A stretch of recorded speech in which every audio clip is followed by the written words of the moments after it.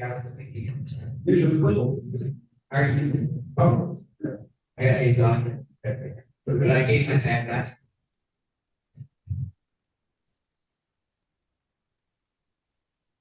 are you? Good morning. I'm good. Where do you want to go on first? I believe we're ready on Mr. Petway. Yes, we are.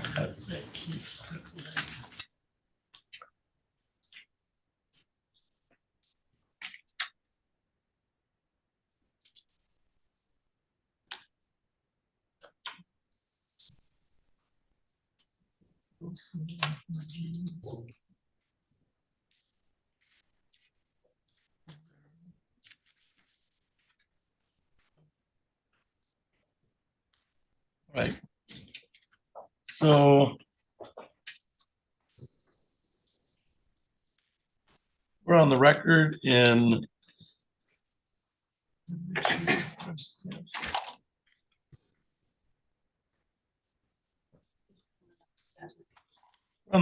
docket 24-00014. That's people of the state of Michigan versus Keith Petway. Will the parties please introduce themselves for the record? Ms. Wilson. Abigail Wilson for the people. Ms. Schroeder. And Assistant Public Defender Aaron Schroeder on behalf of Mr. Petway, who is present, standing to my right. And sir, you are Keith Petway, is that correct? That is correct, Your Honor. Thank you. This is the time set for a final pretrial in the matter. Ms. Wilson, how we proceed? Thank you, Your Honor. I do not have a complaining witness here today. I would be expecting a motion to dismiss from the defense. Ms. Schroeder. That is correct, Your Honor. At this time, the defense would be making motion for dismissal of this matter.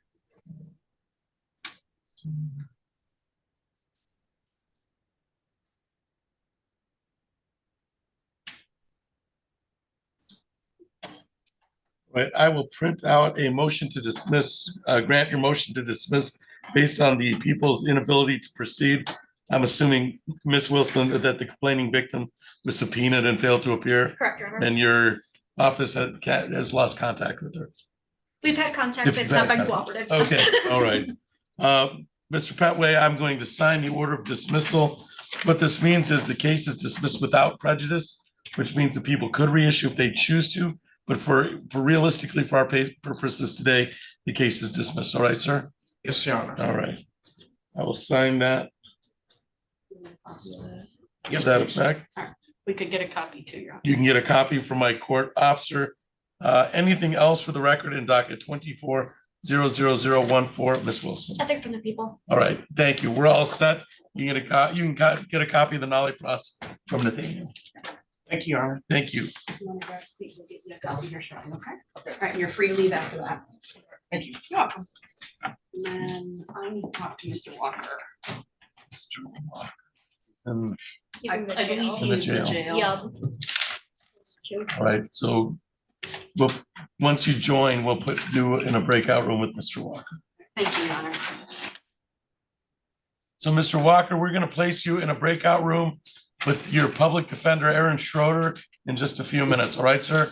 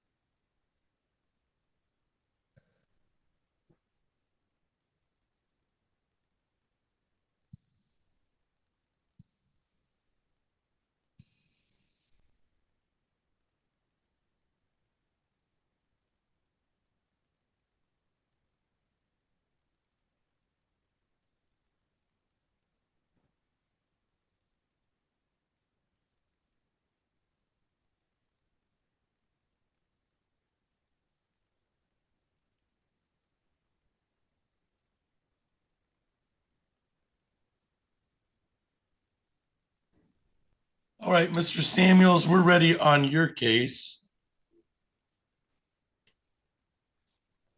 I am ready as well, Your Honor. All right.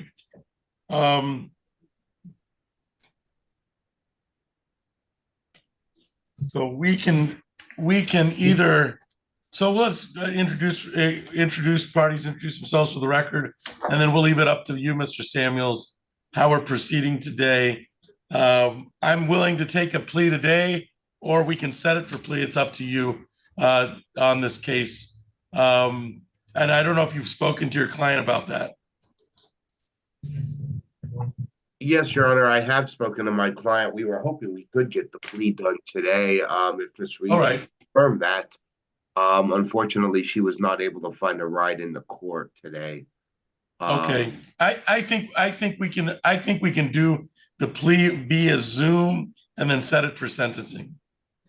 That would work for me perfectly, Your All Honor. right. Thank you very much. All right, so we're on the record in docket 23-03523.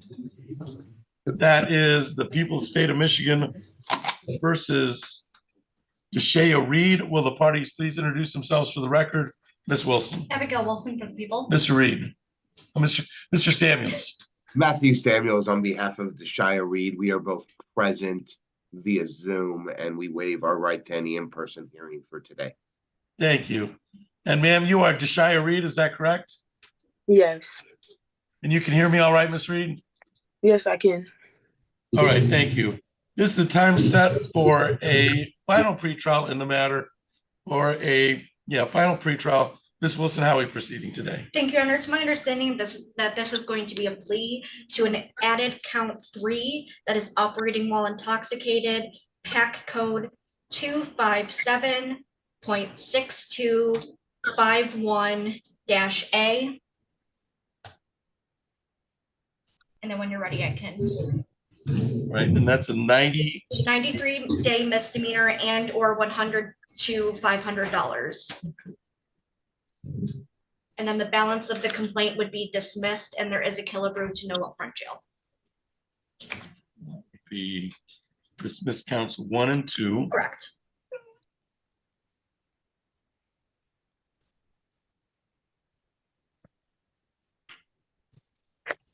Like Killebrew. No. Oh, front jet.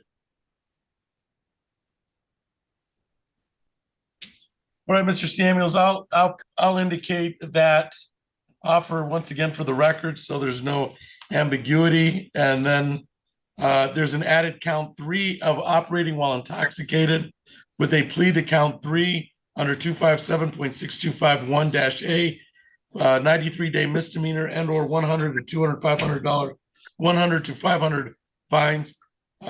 The court will dismiss counts 1 and 2 upon successful plea and sentencing of that offense. And there's a Killebrew right now of no upfront jail. Is that correct? That is a true and accurate statement, Your Honor. All right, Mr. Samuels, may I inquire of your client of some of their rights concerning this misdemeanor plea. I'm sorry, you want me to inquire about the rights rather than No, the factual basis? I'm just asking if I can question your client about their rights. Yes, absolutely, Your Honor. And unfortunately, I did not have a chance to go over that with her due to the fact that I wasn't expecting to do the plea today. Right. Well, Ms. Reed, I'm gonna tell you some of your rights in this matter, and then you can stop me and indicate anything concerning anything you don't understand. All right, Ms. Reed? Okay. All right. You have the following rights in this misdemeanor plea. You're pleading guilty to a count 3 operating while intoxicated. That's a 93-day misdemeanor and or $100 to $500. Of course, if I sentence you to any jail time up front, there's a Killebrew, an agreement between the attorneys that you receive no upfront jail. And at that time, you'd have the opportunity to withdraw the plea, your plea, if I don't follow that Killebrew agreement, that agreement between the lawyers. Do you understand that, ma'am? Yes. Okay. You have the following trial rights in this matter. You have the right to be tried by a jury, to be presumed innocent until proven guilty, to have the prosecutor prove beyond reasonable doubt that you are guilty, to have witnesses against you appear at trial, to question any witnesses that are brought against you. You, of course, are represented by attorney Matt Samuels, and he would be present to cross-examine any witnesses or contest any charges brought against you at trial. Do you understand that, ma'am? Yes. You'd have the right to have the court order any witnesses appear in your defense, to remain silent during the trial, not to have that silence used against you, and to testify at trial if you choose to testify. If you please accept it, you'll give up the claim. The plea was a result of any promises other than what's been stated on the record, or threats that it was not your choice to plead guilty. You'd be giving up the right to appeal any issues from trial. Since you won't be having a trial, you'll be pleading guilty instead. Is it still my understanding it's your wish to plead guilty and waive your jury trial rights? Yes. All right. Ma'am, I'm going to have you raise your right hand as best you can. All right. Do you solemnly swear or affirm to tell the truth, the whole truth, and nothing but the truth under penalty of perjury? Yes. All right. I'm going to bring your attention back to July 23rd of 2023 at St. Martin Luther King on Rundle Street in the city of Lansing. Were you operating a motor vehicle on Rundle Street on Martin Luther King on July 23rd, 2023? Were you operating a motor vehicle that was open to the general public at the time? Yes. All right. And at that time, did you later find out that while you were operating, that you had a blood alcohol level of over 0.08? Yes. All right. Anything concerning the factual basis, Ms. Wilson? Not from people. Mr. Samuels? Nothing, Your Honor. Thank you. Thank you. I find the factual basis to be knowing, voluntarily, and accurately made.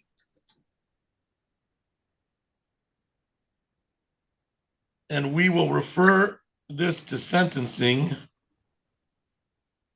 So we'll refer to probation for a sentencing report. So, Ms. Reed, you are to report to probation. And I know that, but you should report to probation within the next 2 days, okay? 48 hours. All right, ma'am? Okay. What they're going to do is they're going to prepare a report for me, and then we'll come back and we'll see what options are available. That sentencing should be in person, all right, Ms. Reed? You said what? Can you say that again, please? All right. You should refer to probation. You'll have to come in and fill out a report. That'll be live. And then the sentencing, which will be pretty much close to what, 10 weeks out? Yeah. So the sentencing in April will be live. So we'll see. I'll take a look at the report and we'll see what options are available to us in order to put you on probation. Okay, ma'am? Okay. Where do I go for that? All right. So your probation department is the 5th floor of City Hall in Lansing. So you should go to the 5th floor and report to them within 48 hours. So you should report to them by, I would say, Wednesday, the 28th.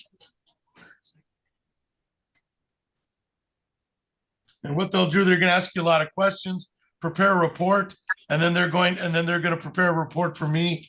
And your sentencing date will be April 22nd at 1:30. April 22nd at 1:30. And the sentencing will be live. All right, ma'am? Okay.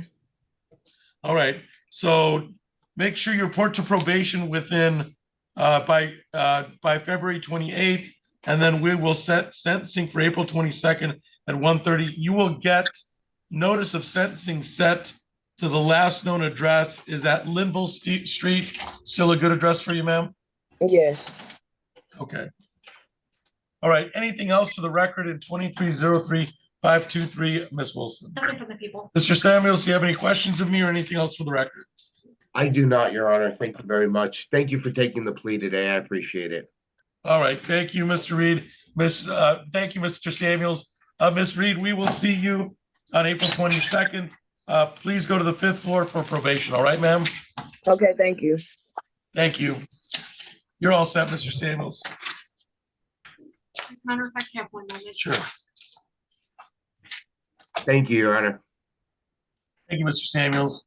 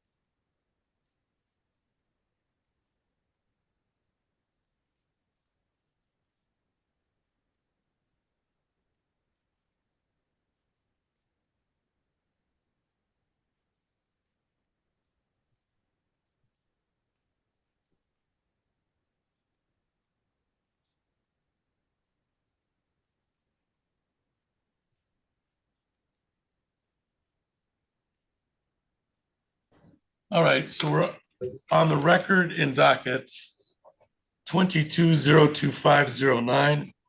That's people of the state of Michigan versus Henry Cox. Will the parties please introduce themselves for the record? Ms. Wilson. Mr. Wilson, for the people.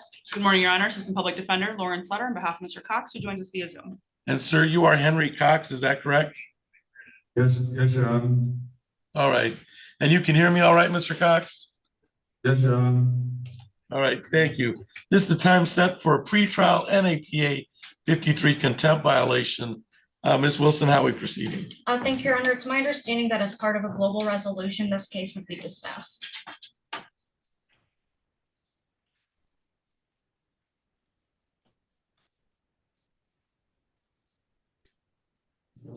And that's your understanding, Ms. Sutter? It is. Also, the PA 53 as a part of that is dismissed? Correct, Your Honor.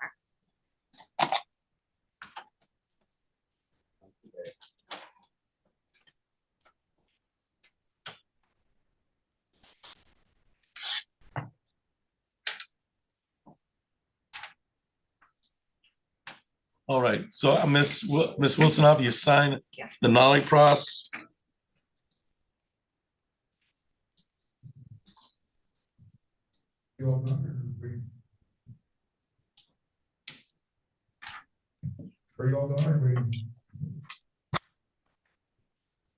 So I'm in possession of a Nolly Press filed by the prosecutor's office concerning the global resolution of this matter on 22-02509. The case is dismissed per the global resolution. It's dismissed without prejudice, which means the people could reissue if they choose to, but as part of the global resolution and negotiations, the case is dismissed, Mr. Cox. Anything else for the record in 22-02509, Ms. Wilson? Nothing from the people. Ms. Sutter? Nothing further. All right, Mr. Cox, you're all set. Thank you for your appearance today. All right, thank you. Do you want to call Mr. Zane?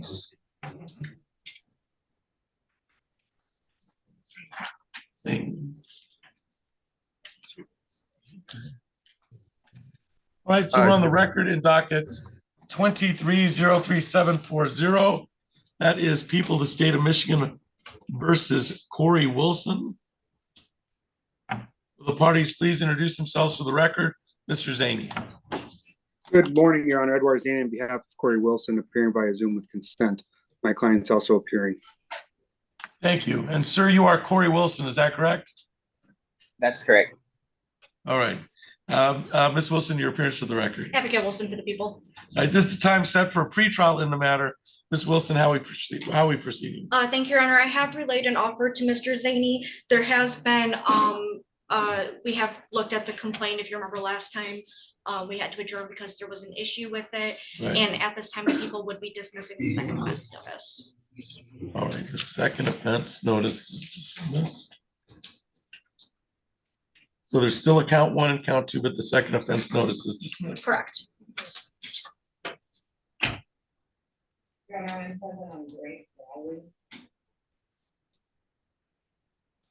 have been discussing it with Mr. Ranger. I've been trying to reach him over the last day. Not sure that's the water is. I think. And is that your understanding, Mr. Zaney?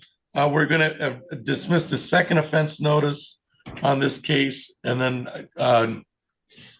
So the dismissal of the second offense notice is not contingent on any offer. It's simply a charging error. right. So at this point, I haven't spoken with Mr. Zaney, Right. so I don't know what he would like to do today. All right. So at this pretrial pursuant, we've dismissed the second offense notice pursuant to the prosecutor's request.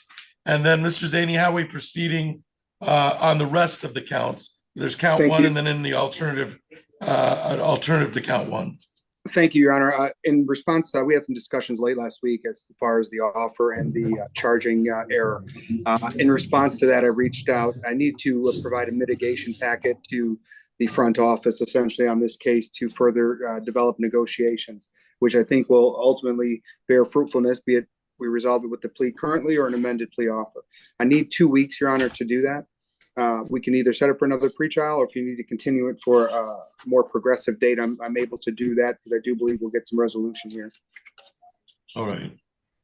And Ms. Wilson, do you have a preference as to we set it for another pretrial I or think final? another pretrial would be Okay. good. So adjourn for I think 2 weeks is right, is right in the middle of my conference. So it'll be 3 weeks, right? So we'll adjourn it to March 18th at 9. March 18th at 9 o'clock. Does that work with your schedule, Mr. Zaney? I'll make it work, Your Honor. Thank you for the consideration. All right.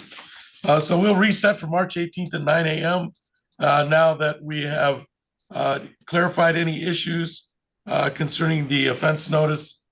Anything else for the record in 2303-740, Ms. Wilson? Nothing from the people. Anything else, Mr. Zaney? No, Your Honor. Have a wonderful week, everyone.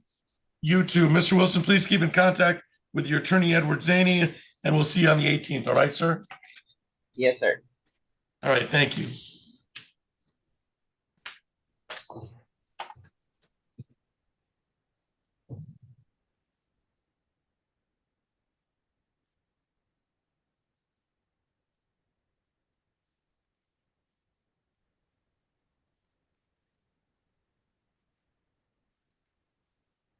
All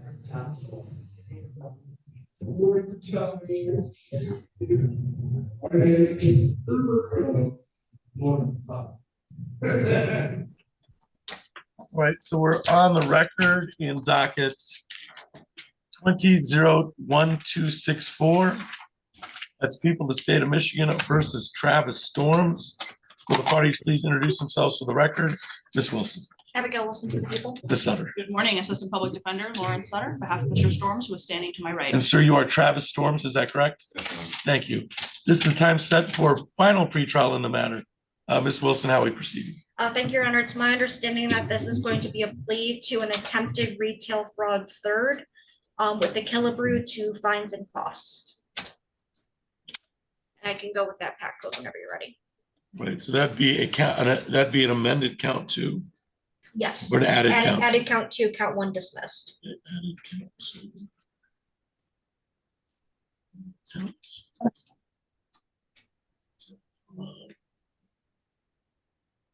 And what's the pack code on that?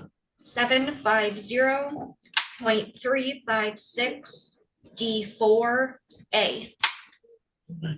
And that So that cuts it in half, right? Yep, so that would be a 46.5 day misdemeanor and or $250. And I think the statute requires it gets rounded down to the 46. Okay, I'm looking at that 46 one. day misdemeanor and it's $100. 250. With the attempt, yes, it becomes Like 250. 250. All right. And then the fines, and then there's an agreement to fines and costs. Correct. For sentencing. And there is no restitution.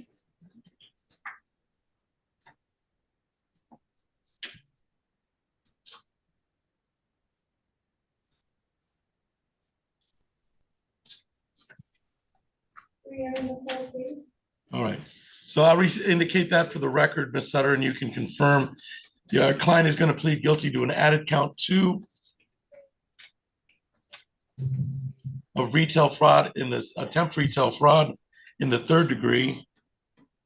That is pursuant to 750.356 D4A.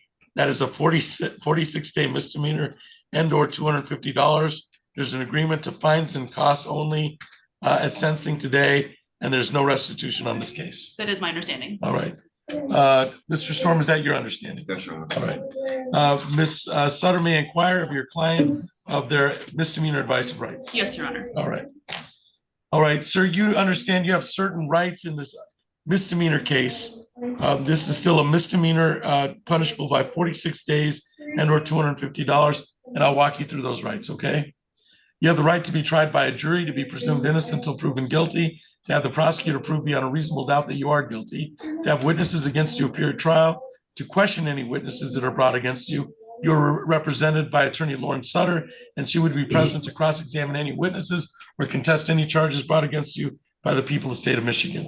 Is that your understanding, sir? Yes, Your Honor. Right. You have the right to have the court ordering witnesses appear in your defense, to remain silent during the trial, not to have that silence used against you, and to testify at trial if you choose to testify.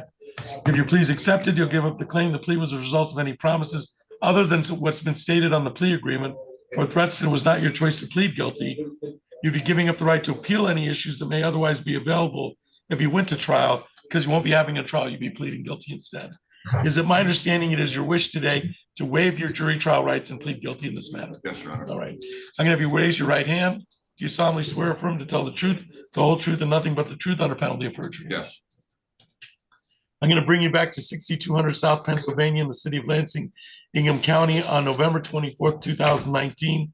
That 6200 address is commonly Meyer. Yeah. Were you at Meyer on Pennsylvania Avenue in the city of Lansing on November 24th, 2019? Yes, Your Honor. And did you take items that were offered for sale at that time? Yes, Your Honor. And did you take items that were offered for sale that were less than $200? Yes, Your Honor. All right.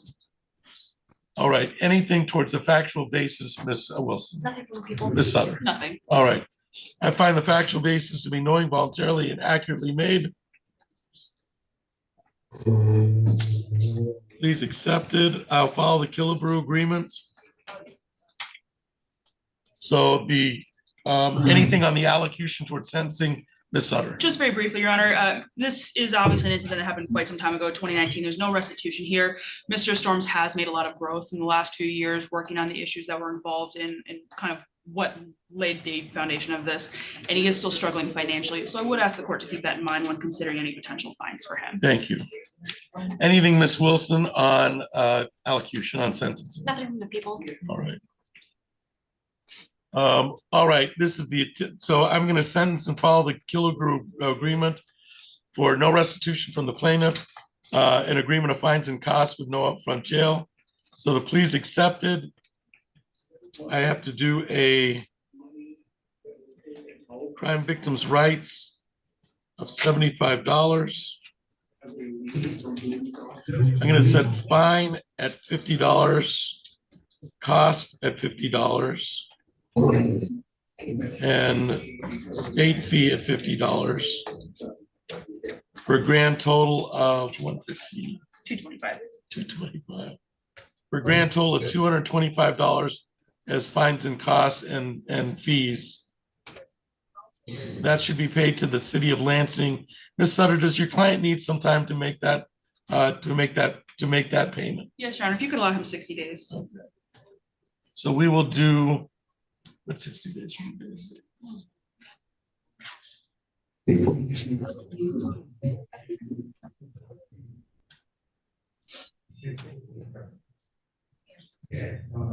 So we will extend to April 26th to make the $225 fee to the city of Lansing. Mr. Storms, you can set up your own, as long as it's all paid by April 26th, you can set up your own plan, okay? Just go to just go to here, the window, and if they want to, however you want to make payment on that, as long as it's all paid by April 26th, all right, sir? Anything else for the record in 20-1264, Ms. Wilson? Nothing from the people. Ms. Sutter? Nothing further. All right, Mr. Storms, good luck to you. Thank you. Thank you.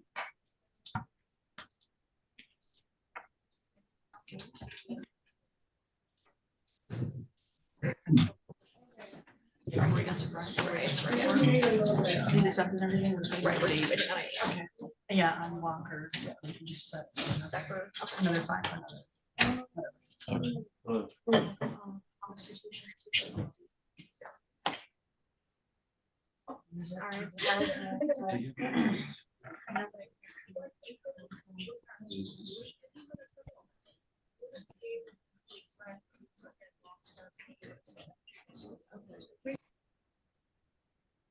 Excuse me, Judge.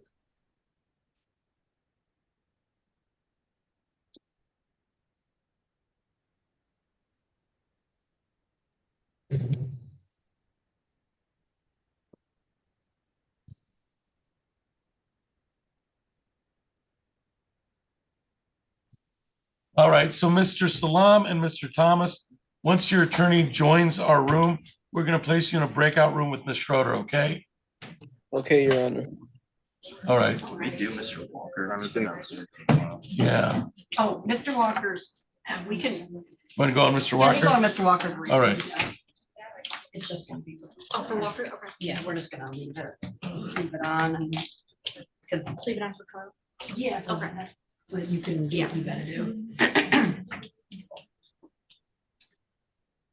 All right, so we're on the record in 24-00027. That is People of the State of Michigan versus Jamone Walker. Will the parties please introduce themselves for the record? Ms. Wilson, Abigail Wilson for the people. Ms. Schroeder. Assistant Public Defender Aaron Schroeder on behalf of Mr. Walker, who is present and appears from the Ingham County Jail this morning. And sir, you are Jamone Walker, is that correct? Yes, I am. And you can hear me all right, Mr. Walker? Yes. All right, thank you. This is a time set for a pretrial in the matter, Final pretrial. final pretrial in the matter. Ms. Wilson, how are we proceeding? Thank you, Your Honor. I believe we're going to leave this up for a jury trial. Okay, so it's, And if I may address Mr. Walker, Your Honor. sure. Mr. Walker, I discussed our proposal with the prosecuting attorney. This time she needs to do a little more follow-up. So right now we're going to set this for trial. So she has a little more time to follow up on that. Okay. All right. All right. Thank you. Thank you. All right, so it is left on for jury trial. That'll be the March 18th at 8 a.m. jury trial. Is that correct, Ms. Wilson? I believe so. All right. And anything else for the record in docket 24-00027, Ms. Schroeder? No, Your Honor. Thank you. All right, Mr. Walker, we'll see you on March 18th at 8 o'clock. That's the time set for jury trial. You're all set.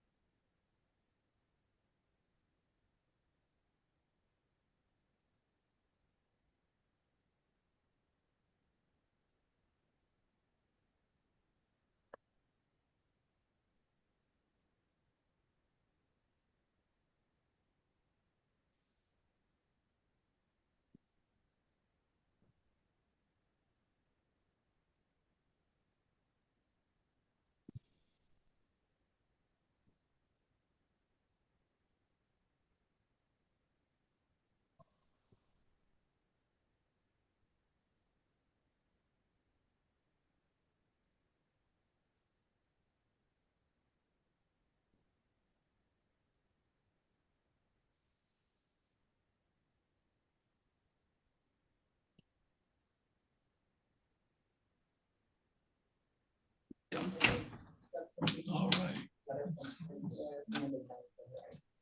And sir, you are Cody Geller, is that correct? And you have to. Yes. Yes. All right.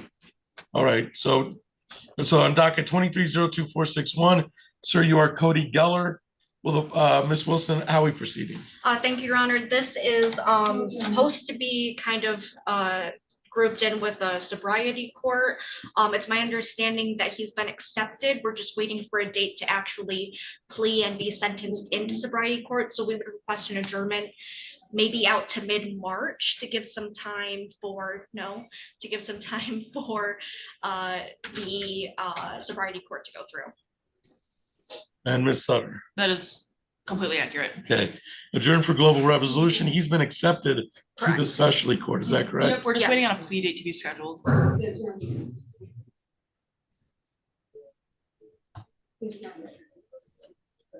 I have got my plea bargain from East Lansing and my advice of right and plea information. I already signed it and sent it back to him. Yeah, Okay. he completed that on the 7th. Okay. Now we're just waiting on the court to schedule us. Hey, we should probably set this after plea, right?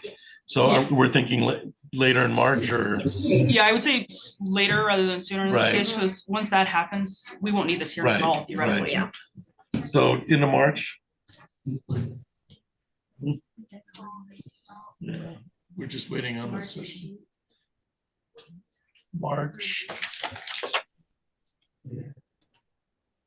Let's try March 18th.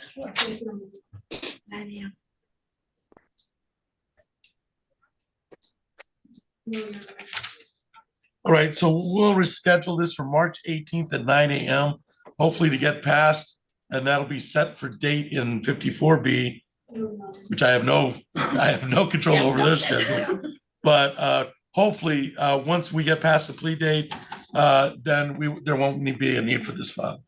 Anything else for the record? 2302-461, Ms. Wilson. Nothing for the people. Ms. Sutter. Nothing further. All right, Mr. Geller, we've reset this for March 18th at 9 a.m. And hopefully that gives the time for you to get all your circumstances together for the East Lansing Court 54B date. Okay, sir? Okay, Your Honor. All right. That's all for the record in this file. Mr. Geller, thank you for your appearance today. Thank you.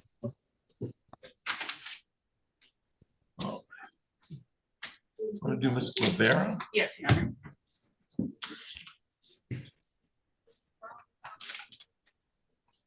All right, so we're on the record in docket 2303156. That's people of the state of Michigan versus Marcy Guevara. Will the parties please introduce themselves for the record? Ms. Wilson. Abigail Wilson for the people. Ms. Sutter. Good morning, Your Honor. Assistant Public Defender Lauren Sutter on behalf of Ms. Guevara, who's standing to my right. And ma'am, you are Marcy Guevara, is that correct? Thank you. This is the time set for a final pretrial in the matter. Ms. Wilson, how are we proceeding? I would defer. Ms. Sutter. Thank you, Your Honor. Last week, Ms. Wilson informed me there's some documentation that she's become aware of that needs to be or has yet to be shared with me. We're working on that, Your Honor. So I'd be requesting an adjournment today to allow that discovery to make its way to the defense counsel. All right, Ms. Wilson. That is accurate, Your Honor. It came to my attention that we did not have the full record in this matter, and I am requesting it from the appropriate agency and should be able to get it to Ms. Sutter soon. All right, so do you want to turn that March 4th date into another final pretrial? That works for me. That would make sense, Your Honor. Yeah. So we'll set for final pretrial on March 4th at 8:30. And then we'll set the jury trial date on that date. But we'll treat the jury trial date set for March 4th just as another final pretrial for discovery purposes. Anything else for the record? 2303156, Ms. Wilson. Nothing from me. Ms. Sutton. Nothing further. All right, Ms. Rivera, we'll see you on that March 4th date. Thank you.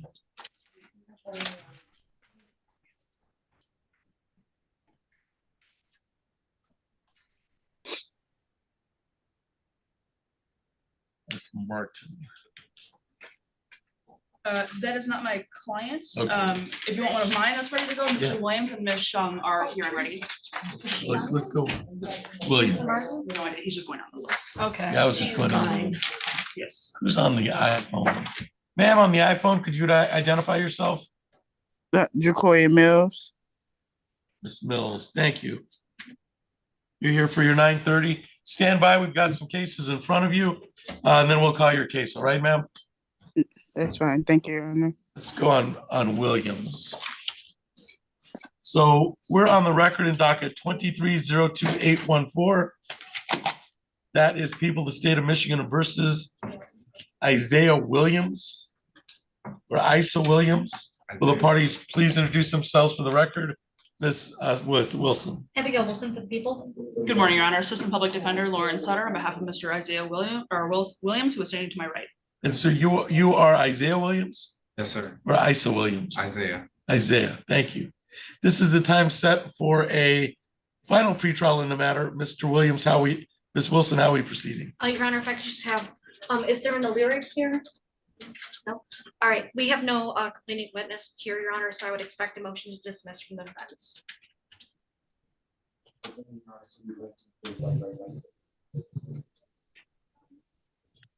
And is that a fair statement, Ms. Sutter, you have a motion. I do, Your Honor. Yes, given the non-appearance of the subpoenaed witnesses today, I would ask the court to dismiss the file. All right. The motion to dismiss, first of all, the witness was subpoenaed, is that correct? Yes. And then failed to appear, and you've had some, I've had no contact. okay. So I will grant the motion to dismiss without prejudice, Mr. Williams. What this means is the people can reissue if they choose to, but for our purposes today, the case is dismissed. All right, sir? All right. You can get a copy of the dismissal from my court officer. Anything else for the record in 2302-814, Ms. Wilson? Nothing from the people. Ms. Sutter? Nothing further. You're all set, Mr. Williams, okay? Thank you.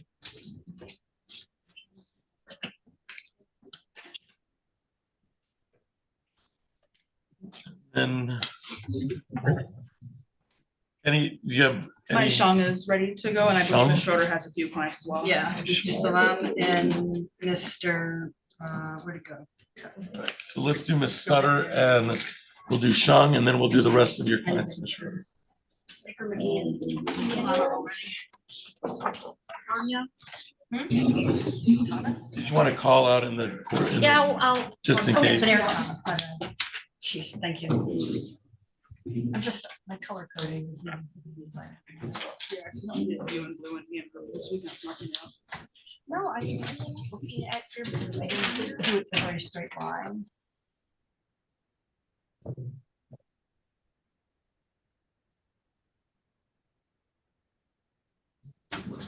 All right, so we're on the record in docket 24-00110. That is people of the state of Michigan versus Mai Shang. Will the parties please introduce themselves for the record? Ms. Wilson. Abigail Wilson for the people. Ms. Sutter. Good morning, Assistant Public Defender Lawrence Sutter on behalf of Ms. Shang, who is standing to my right. And ma'am, you are Mai Shang, is that correct? Yes, Your Honor. Right, thank you. This is the time set for a final pretrial in the matter. Ms. Wilson, how are we proceeding? Thank you, Your Honor. I do not have a complaining witness here today, so I expect the motion to dismiss from the defense. All right.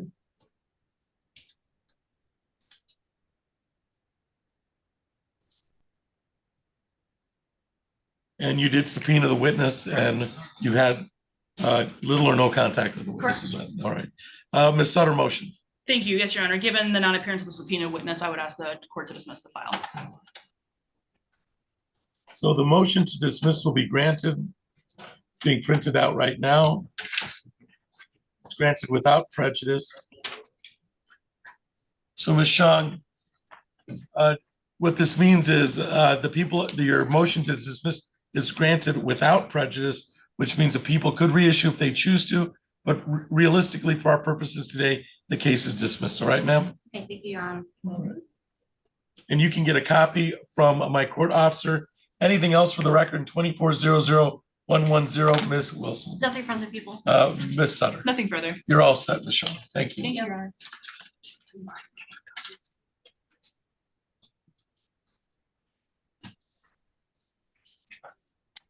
And Ms. Schroeder, did you have a couple? I do, Your Honor. I have one from the 8:30 hour. Devin Salam is ready. All right. And then I also have for 9:30, I got Dwayne Baker and Javante McGee are both ready as well. All right, let's do Mr. Salam, I think, is joining us Yes, he should be on Zoom. Yep, there it is. Hi, I'm here. All right, so we're on the record in docket 24-00134. That is people of the state of Michigan versus Devon Salam.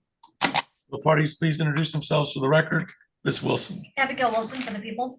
And Assistant Public Defender Aaron Schroeder on behalf of Mr. Salam, who is joining us by Zoom this morning. And sir, you are Devon Salam, is that correct? Yes, Your Honor. All right, and you can hear me all right, Mr. Salam? Yes, I can hear you perfect. All right, thank you. This is the time set for a final pretrial on the matter. Ms. Wilson, how are we proceeding? Thank you, Your Honor. I have no complaining witness here today. I expect a motion to dismiss from the defense. That is correct, Your Honor. Defense at this time would be making motion to this court for dismissal of the matter. Thank you.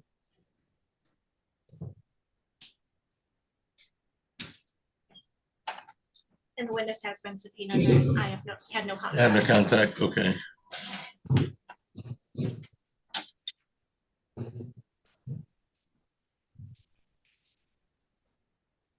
Thank you. All right, so Ms. Schroeder and Mr. Salam, I'm in possession of a nollie pros or order of dismissal on 24-00134. I'm going to grant the motion based on the people's unable to proceed because the subpoenaed witnesses did not appear today. So this is granted without prejudice. Mr. Salam, what that means is the people could reissue if they choose to, but for our purposes today, the case is dismissed. All right, sir? All right, thank you. Appreciate you guys. All right. Anything else for the record? 24-00134, Miss Wilson. Nothing from the people. Mr. Schroeder, Miss Schroeder. Nothing further from the fence. All right, and then I think the order will be mailed to the address. Okay. All right.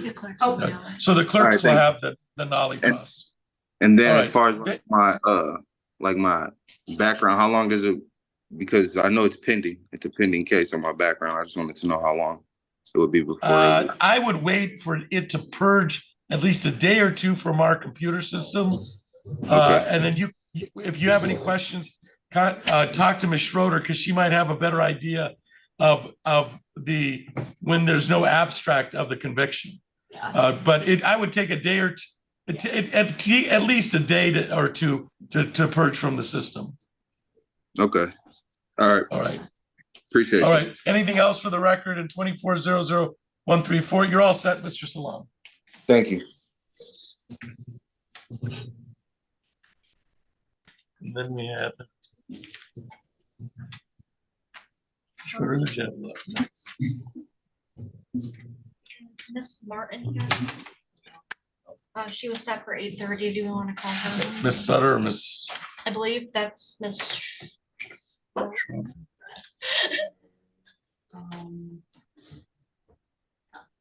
right. All right, so we're on the record in 24-00112. That's people of the state of Michigan versus Teresa Martin. Will the parties please introduce themselves for the record? Miss Wilson. Abigail Wilson for the people. Miss Schroeder. Assistant Public Defender Aaron Schroeder on behalf of Miss Martin, who does not appear to be joining us. All right, this is the time set for 8:30. It is 9:44 now. It appears that the defendant has failed to appear for final pretrial based on the representations of counsel, and I don't see Teresa Martin in the Zoom courtroom, physical courtroom, or waiting room. Ms. Wilson, how did you want to proceed? Thank you, Your Honor. I'd request a bench warrant. Your Honor, I'd still be asking for a dismissal. Miss Wilson does not have any of her subpoenaed witnesses here today either. I do understand that Miss Martin was ordered to be here, but so were they. I would ask for a dismissal regardless. Thank you. Thank you, Ms. Schroeder. For non-appearance purposes, a bench warrant bond for forfeiture is issued on the assault and battery case. I think Ms. Martin, if she'd showed up, would have got it dismissed. Now she's got her own problem for not showing up. With that understanding, the bench warrant bond forfeiture are issued for the defendant's non-appearance today onto a docket 24-00112. All right, and then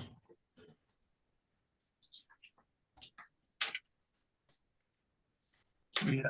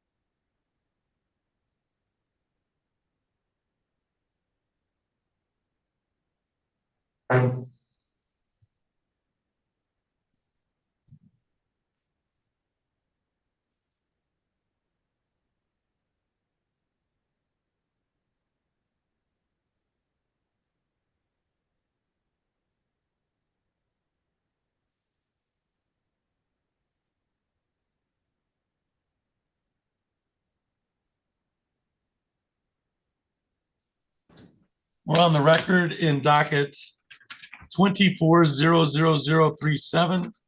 That's people of the state of Michigan versus Jacoya Mills. The parties, please introduce themselves for the record. Ms. Wilson. Abigail Wilson for the people. And good morning, Your Honor. Assistant Public Defender Lauren Sutter on behalf of Ms. Mills, who's joining us via Zoom. And ma'am, you are Jacoya Mills, is that correct? Yes, Your Honor. And you can hear me all right, Ms. Mills? Yes, Your Honor. All right, thank you. This is the time set for a pretrial in the matter. Ms. Wilson, how are we proceeding? Thank you, Your Honor. I have received confirmation of compliance from defense counsel, so we would be dismissing this ticket. No objection.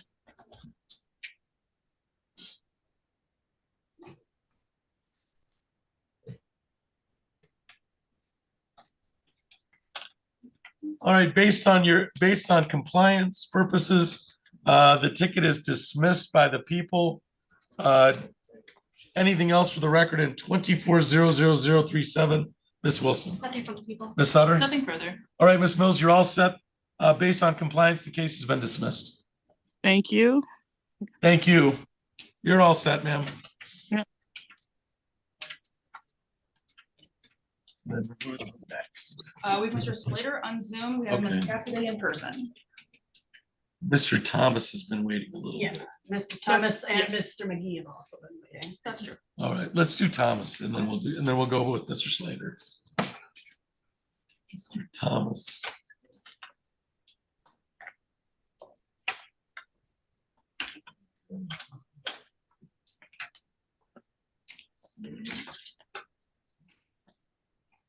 All right, so we're on the record in docket 24-00186. That is people of the state of Michigan versus Eric Thomas. Will the parties please introduce themselves for the record?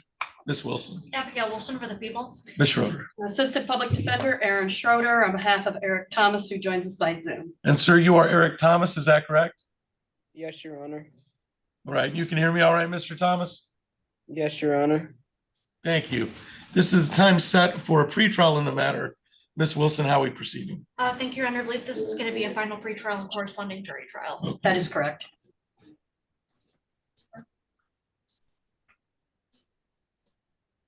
All right, final pretrial is set for March 18th at 8:30. March 18th at 8:30. And corresponding jury trial, Or 1 at 8. Was that 4-1? 4-1.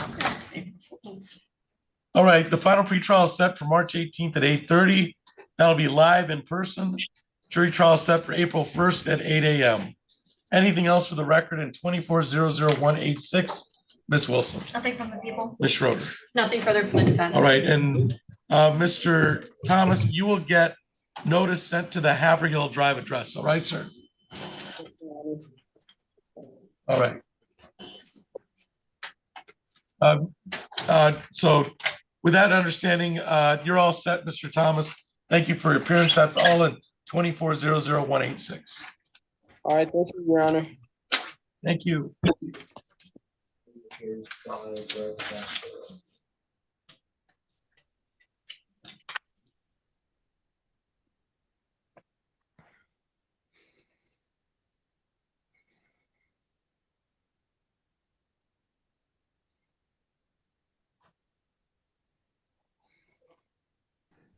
Mr. Petty. All right. So we're on the record in docket 24-00183. That is people in the state of Michigan versus Javante McGee. Will the parties please introduce themselves for the record? Ms. Wilson. Abigail Wilson. Ms. Schroeder. And Assistant Public Defender Aaron Schroeder on behalf of Mr. McGee, who joins us by Zoom. And sir, you are Javante McGee, is that correct? That is. And you can hear me all right, Mr. McGee?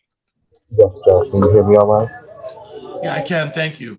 This is the time set for a pretrial in the matter. Ms. Wilson, how are we proceeding? Thank you, Your Honor. It's my understanding that this is going to be a plea to an added count 2 of embezzlement less than 200, and that is 750.1742.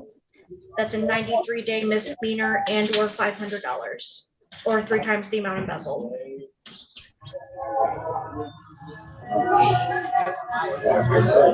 That's a embezzlement under $200. Correct.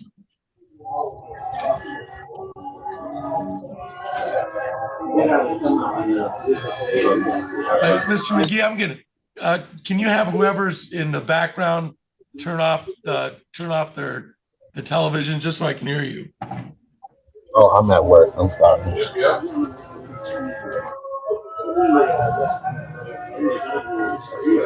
I think he's working at a restaurant, Your Honor, so that's the sound of Okay, the restaurant. all right, Oh, yeah. all right. All right, so Ms. Schroeder, is that your understanding of the plea agreement to an added count two of embezzlement under $200, the 750.174.2, 93 days and or $500, or 3 times the amount, total amount? Is that correct? That is correct, Your Honor. Okay. And Mr. McGee, that's your understanding. You'll be pleading to the 93-day misdemeanor concerning this matter in exchange for a dismiss of count 1. Yes, Your Honor.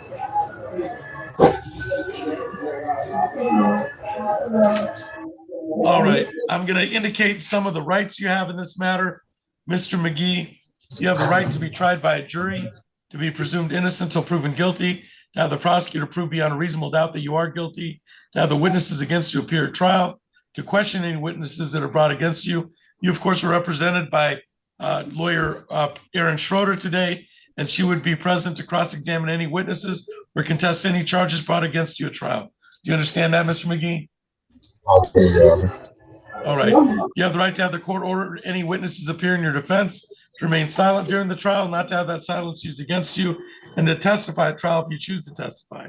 If your plea is accepted, you'll give up the claim the plea was a result of any promises or threats that it was not your choice to plead guilty other than the stated plea agreement. You'd be giving up the right to appeal anything from trial because you won't be having a trial today. You'll be pleading guilty instead. Is it my understanding it is your wish today to waive your jury trial rights and plead guilty to count 2? Yes, sir. All right. I'm going to bring your attention back to, please raise your right hand as best you can. Do you solemnly swear affirm to tell the truth, the whole truth, and nothing but the truth under penalty of perjury? I'm going to bring your attention back to December 26th of 2021 at 6041 South Pennsylvania in the city of Lansing, Ingham County.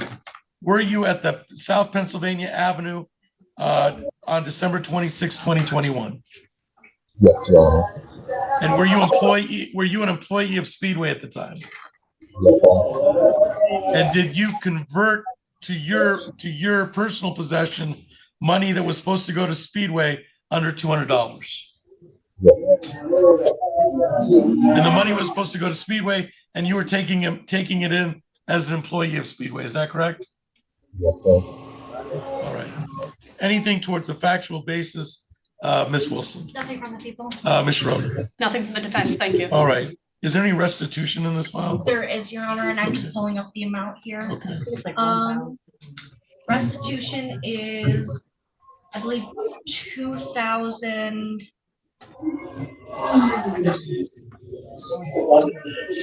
You can take him to watch the leader.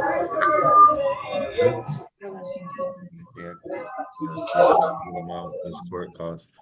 Wait till you I had it bridge. That's probably going to probation anyway. Yeah, it is. I have to double check because there's. So I'm going to leave that TBT to be determined Yeah. for sentencing. All right.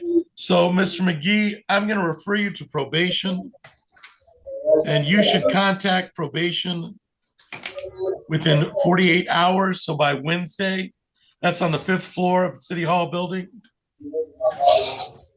They're going to put together a report for me, and then we'll see what options are available at your sentencing. Okay. Okay. Sentencing date. So the sentencing date will be April 22nd at 1:30. April 22nd at 1:30. So when you refer to probation the next couple of days, they'll ask you a bunch of questions for a report, and they'll do a report for me on April 22nd, and we'll see what options are available for us. All right, sir? Yes, sir. All right. Anything else for the record? 2400183 Ms. Wilson, Nothing to people. Schroeder. There was one, Mr. McGee indicates to me that he had a request to travel out of state to Alabama, April 4th to the 10th. I am wondering if the court will handle that now, or does he need to bring that up with probation, but he would like to get approval to leave? Have him bring it up with probation, because that's where the violation would come from. I don't see anything on his arraignment that would indicate that he's not allowed out-of-state travel, but that would be part of the bond condition that they'd said. I don't see anything that, but there was no stamp used or anything. All right. So I'll indicate just for pretrial services, just in case, because it's not done yet, that bond is modified, that he can travel.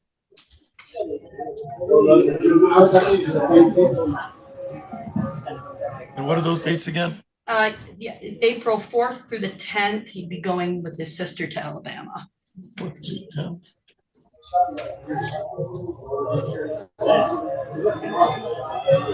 Travel out of state.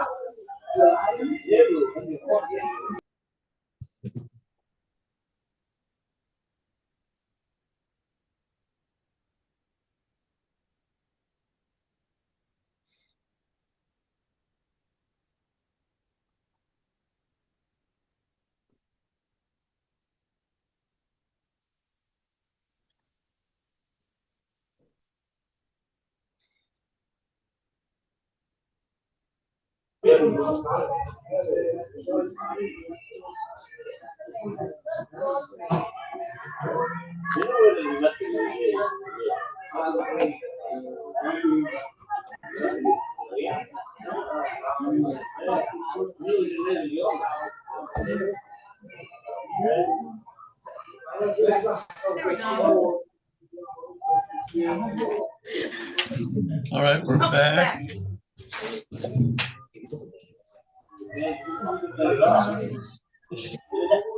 Was we all set, Your Honor? All right.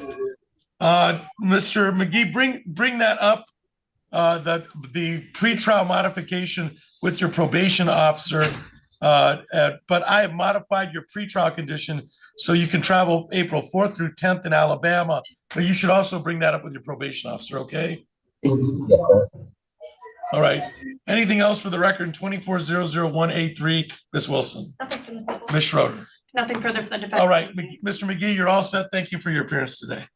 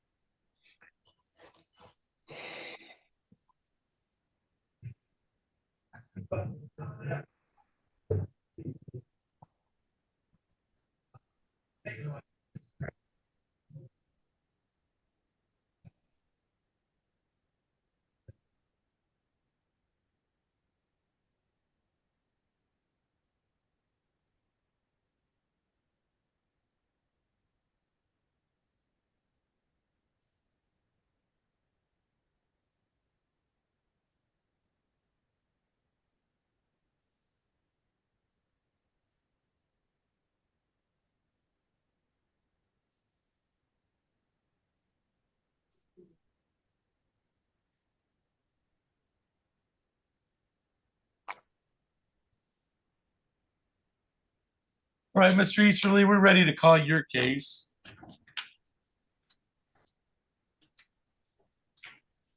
Good morning, Your Honor. All right, good morning. We are on the record in docket 24-00382. That is people of the state of Michigan versus Kiana Young. Will the parties please introduce themselves for the record? Ms. Wilson. Abigail Wilson for the people. And Mr. Easterly. Robert Easterly appearing on behalf of the defendant, Kiana Young. We are both appearing via Zoom and would waive any right to an in-person appearance. Thank you. And ma'am, you are Kiana Young, is that correct? Correct. All right, you can hear me all right, Miss Young? Yes, I can hear you. Can you hear me? All right. Yes, I can. Thank you. This is a time set for a pretrial in the matter. Ms. Wilson, how are we proceeding? Thank you, Your Honor. I believe this is going to be a final pretrial and corresponding jury trial.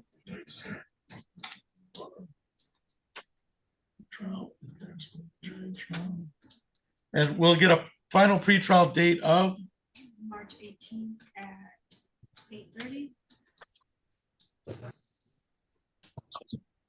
and jury trial date. April 1st at 8.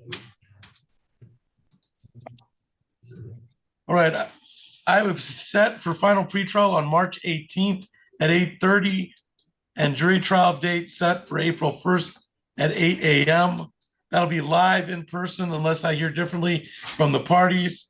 Anything else for the record in 24-00382, Ms. Wilson? Nothing from the people. Mr. Easterly? Two things, Judge. One, I'm out of town on the 18th. Well, actually, I'll be flying back in on the 18th, but I wouldn't be available at 8 a.m. All right. March 18th. Do you want a later time for your final, or would it work better to have a different date? A later time would be fine if it was afternoon. Wait, stick it in. Let's see.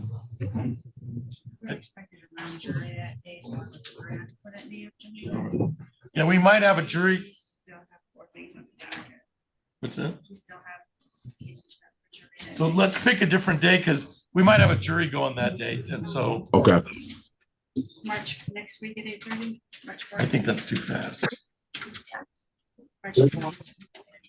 So let's try March 25th at 8:30. I'm sorry, did you say March 4th? March 25th. Oh, March 25th. Okay. Yeah. March 25th at 8:30. Go ahead, sir. The only other matter would be a request to the court to amend the bond here. There is a no contact order with Miss Young's 1-year-old. That child is still actually nursing.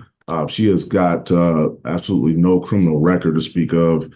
She's got a presumption of innocence. I've got some familiarity with these parties. Haven't had a chance to speak with Ms. Wilson about this yet, but our request would be that the court would amend the bond conditions to take the no contact off with her minor, with her toddler off.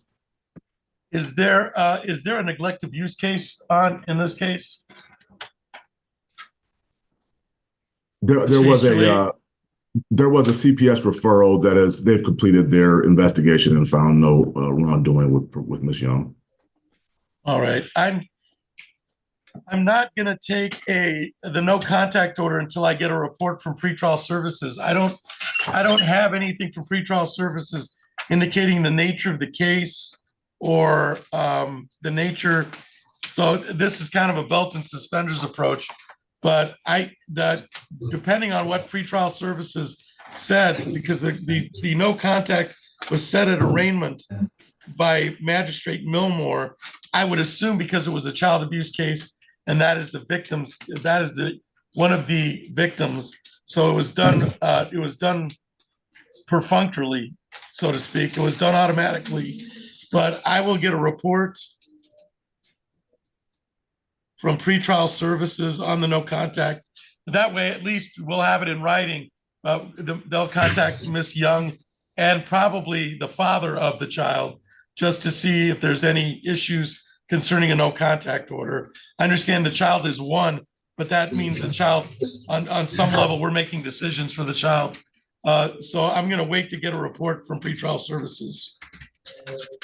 Judge, the child is actually with Miss Young's aunt. She actually has a PPO against the father in this case. He's not allowed to be around her or the babies.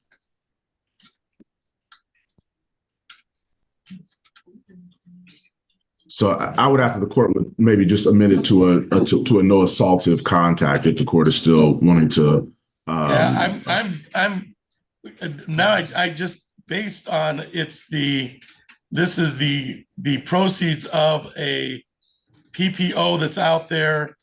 I think we're going to have to readdress this at final pretrial, and we'll get the people, the prosecution can do whatever due diligence, because I just don't know now. I don't have enough information concerning the 1-year-old who's the victim of an assault, and we have a PPO out. There also appears to be PPO for Miss Young that I have not. Yeah.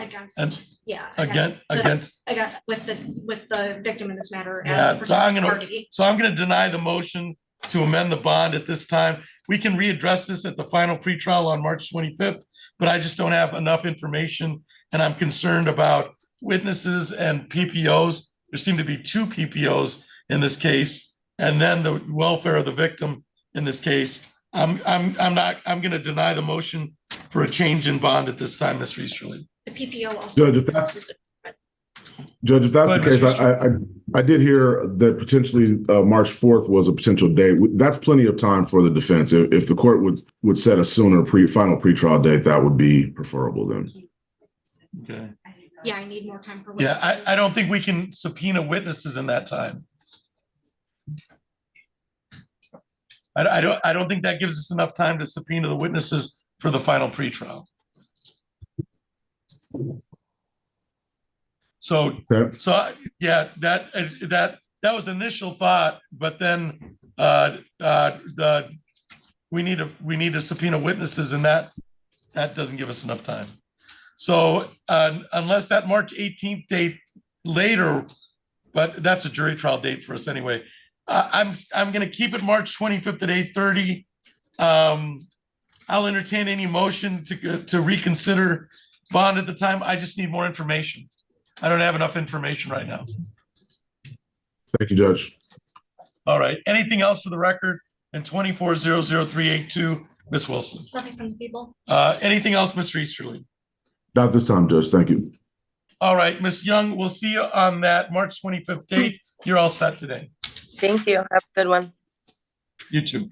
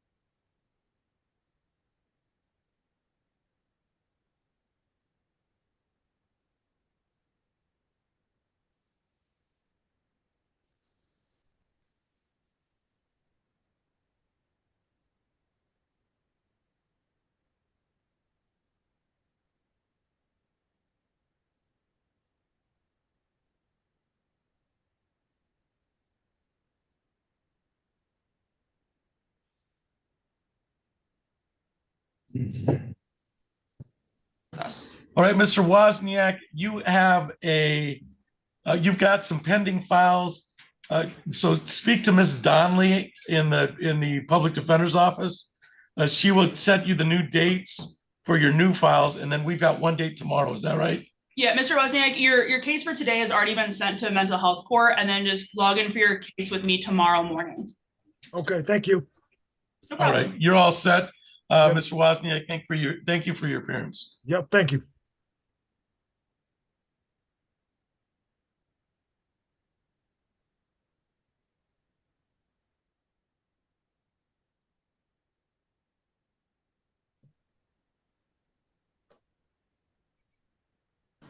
All right, Mr. Slater, we'll call your case.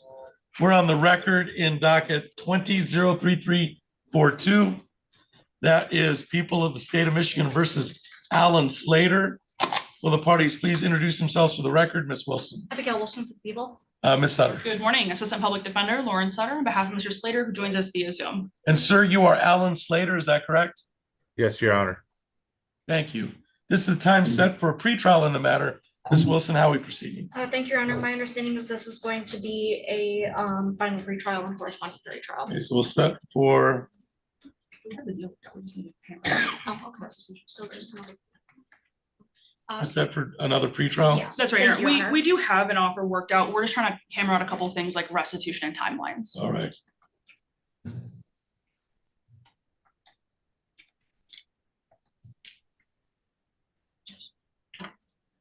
Let's do another pretrial because so we'll do, how long? 2 weeks? How long do you need the restitution information? Yeah. Probably 3 weeks. Okay. So we'll set an adjourned pretrial for March 18th at 9 a.m. All right, anything else for the record in 20-03342, Ms. Wilson? Nothing from the Ms. Sutter? Nothing further, Your Honor. Mr. Slater, please keep in contact with your attorney, Ms. Sutter. We've reset this for March 18th at 9 a.m. Okay, sir? Yes, sir. All right. That's all for the record in this file. Thank you, everybody, for your appearance. You're all set, Mr. Slater. All right, thank you. Have a good day. You too. do Mr. Ellis next so we can free up that jail room. Okay. Oh. Oh, Miss, yes. I have a different Ellis ready to go. I don't have that one. Sanchez. Oh, yes. Yeah. Sanchez Ellis. All right. All right, so we're on the record in docket 23-00841. That is people of the state of Michigan versus Sanchez Ellis. Will the parties please introduce themselves for the record? Ms. Wilson. Abigail Wilson for the people. Good morning, Your Honor. Assistant Public Defender Lauren Sutter, on behalf of Mr. Ellis, who joins us via Zoom. And sir, you are Sanchez Ellis, is that correct? Yes, sir. All right, you can hear me all right, Mr. Ellis? Yes, sir. Thank you.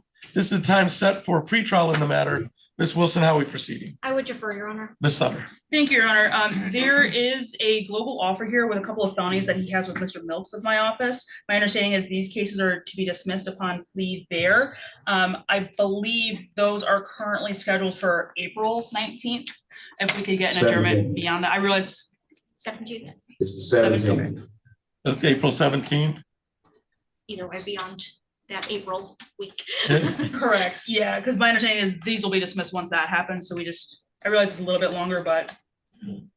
So it's set for plea on April 17th. And we want to set this pretrial for after April 17th. Correct. Okay, so this is set for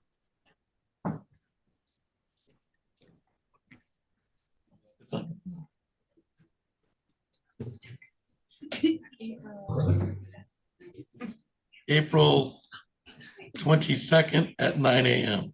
Thank you. So we'll set it for April 22nd at 9 a.m. for global resolution after the circuit court plea. Anything else for the record in 23-00841? Ms. Wilson. Nothing from the people. Ms. Sutter. Nothing further. All right, Mr. Ellis, you're all set. Thank you for your appearance today. Thank you. And then, Your Honor, if we could call DeAndre Thomas, he was set for 8:30 and he has not appeared.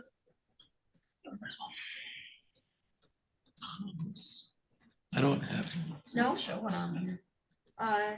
Oh, wait, DeAndre Thomas. Yeah, he was at 8:30. 24-00002. Yeah. Set for a final pretrial on the P53. Yeah. No. Maybe not. I'm not disputing that.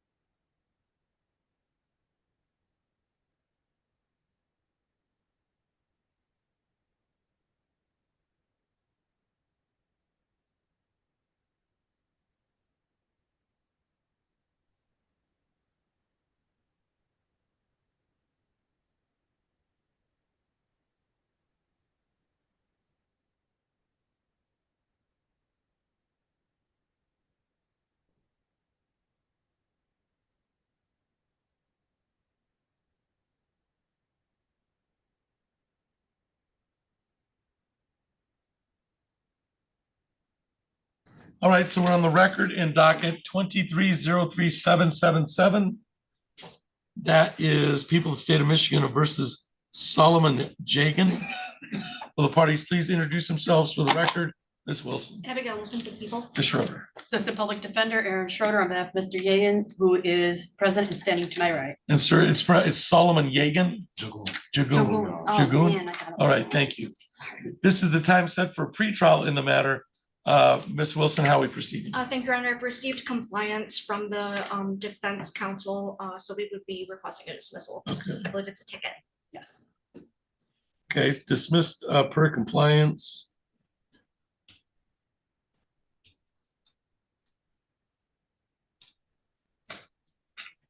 All right, so it's a ticket. So with compliance met, the case is dismissed without prejudice, which means that people could reissue if they choose to. Not likely that they will under these circumstances, but the case is dismissed for compliance purposes. Anything else for the record? 23037777. Ms. Wilson. Nothing from the people. Ms. Schroeder. Nothing from the defense. All right, Mr. Jagoon, you're all set. Thank you for your appearance today. You're good to leave. And then Mr. Baker. Yes, we can do that. Yes, please. Mr. Baker. Yes, come on up, sir. Right, so we're on the record in docket 23037730. That is people of the state of Michigan versus Dwayne Baker. Will the parties please introduce themselves for the record? Ms. Wilson. Abigail Wilson for the people. Ms. Schroeder. Assistant Public Defender Aaron Schroeder on behalf of Mr. Baker, who is present and standing to my right. And sir, you are Dwayne Baker, is that correct? Yes, Your Honor. Thank you. This is the time set for a pretrial in the matter.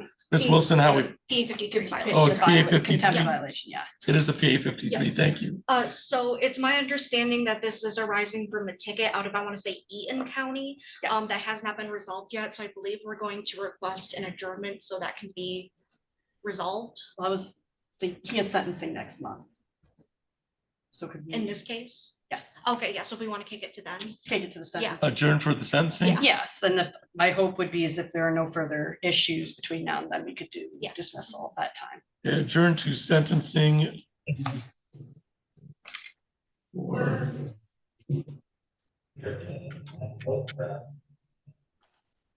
I don't know if it's going to be resolved by that point, Your Honor, which is why I make the request. That's potentially that action. So this is actually only up on the no contact or the PA 53. Yeah, it was, It's not up for on the MDOP. no, correct, yeah. That is set for sentencing March 22nd, Your Honor, at 9. We'll adjourn this to March 22nd at 9 a.m. And that's when sentencing is set up for this matter or for the For this matter. Yes. Yes, it was reduced to a misdemeanor, Your Honor, malicious destruction of property. Yep, March 22nd at 9 a.m. I got it all here. All right, we'll adjourn this to March 22nd at 9 a.m. to coincide with the sentencing on this underlying file based on waiting for information from Eaton County on the violation. Correct. Anything else for the record? 23037730, Ms. Wilson. Nothing from the people. Ms. Schroeder. Nothing from the defense. All right, we'll see you on that March 22nd date. Thank All you, right, Ms. Baker. thank you. You're free to leave. All right. Thank you.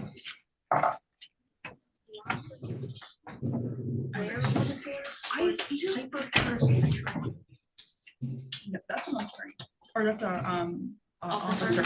Yeah, so do you know where? I'm confused because I was. Well, this doesn't have to be for this one. He declined. He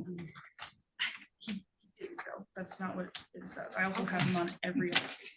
Okay. Do we want to do Miss Cassidy? Yes. Cassidy? Yeah, we have Deanna Cassidy and Quantirio Ellis. And Miss Cassidy is going to be a dismissal as well. All right, Cassidy.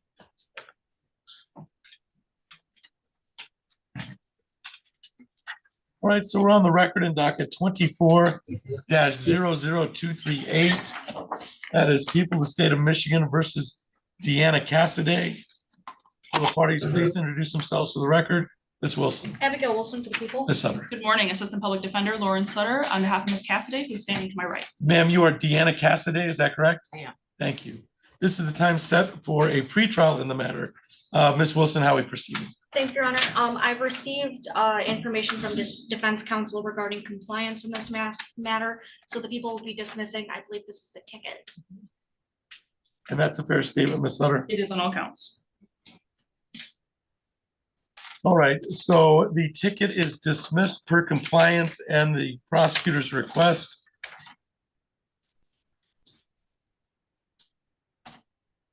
Anything else for the record in 24-00238, Ms. Wilson? Nothing from the people. Ms. Sutter? Nothing further. All right, Ms. Cassidy, this case is dismissed, the ticket is dismissed per compliance. You're all set, ma'am. Thank you. Thank you.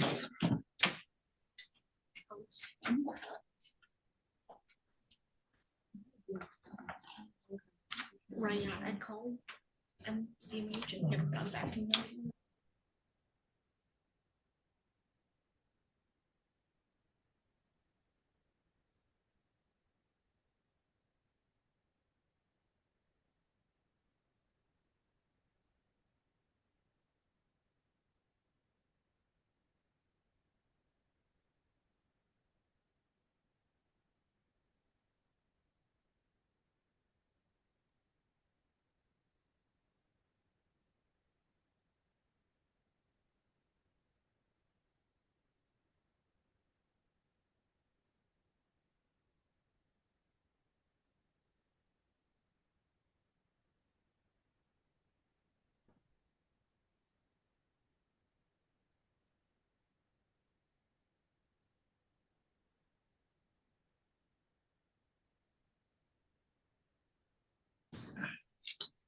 All right, so we're on the record in 21-01032. That is people of the state of Michigan versus Quaterio Ellis. Will the parties please introduce themselves for the record? Ms. Wilson. Abigail Wilson for the people. Ms. Sutter. Good morning, Your Honor. Assistant Public Defender Lauren Sutter, on behalf of Mr. Ellis, who's standing to my right. And sir, you are Quaterio Ellis, is that correct? Yes, sir. Okay, thank you. This is the time set for a pretrial in the matter. Ms. Wilson, how are we proceeding? Thank you, Your Honor. We're still waiting for some information in order to get some negotiations to be finalized. So I believe we're going to request this be set for either another pretrial or a final pretrial at Your Honor's discretion. All right. I have this set. Ms. Sutter, there's some discovery issues still out? Actually, Your Honor, we have a plea deal completely worked out. We're just waiting on a restitution number, and I believe Ms. Wilson's witnesses haven't gotten back to her yet. That is correct, Your Honor. Let's I set think it. that's why we were thinking maybe the final pretrial in order to get a subpoena to them to get them on board. All right, let's do a final pretrial for March 18th at 8:30. March 18th. And I don't know if it's about to come back. I don't believe we need a jury trial Yeah, date. We have everything Let's worked not out. let's not reset anything until that date. Yep. All right, so it's been reset for March 18th at 8:30 for final pretrial, and then we'll go from there. Anything else for the record in 21-01032, Ms. Wilson? Nothing from the people. Ms. Sutter? Nothing further. All right, Mr. Ellis, we'll see you on that March 18th date.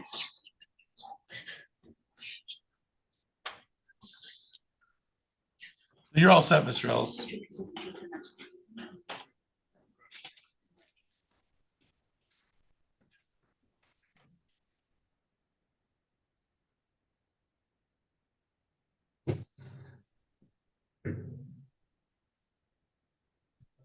I wrote this all. I do. I enjoy it for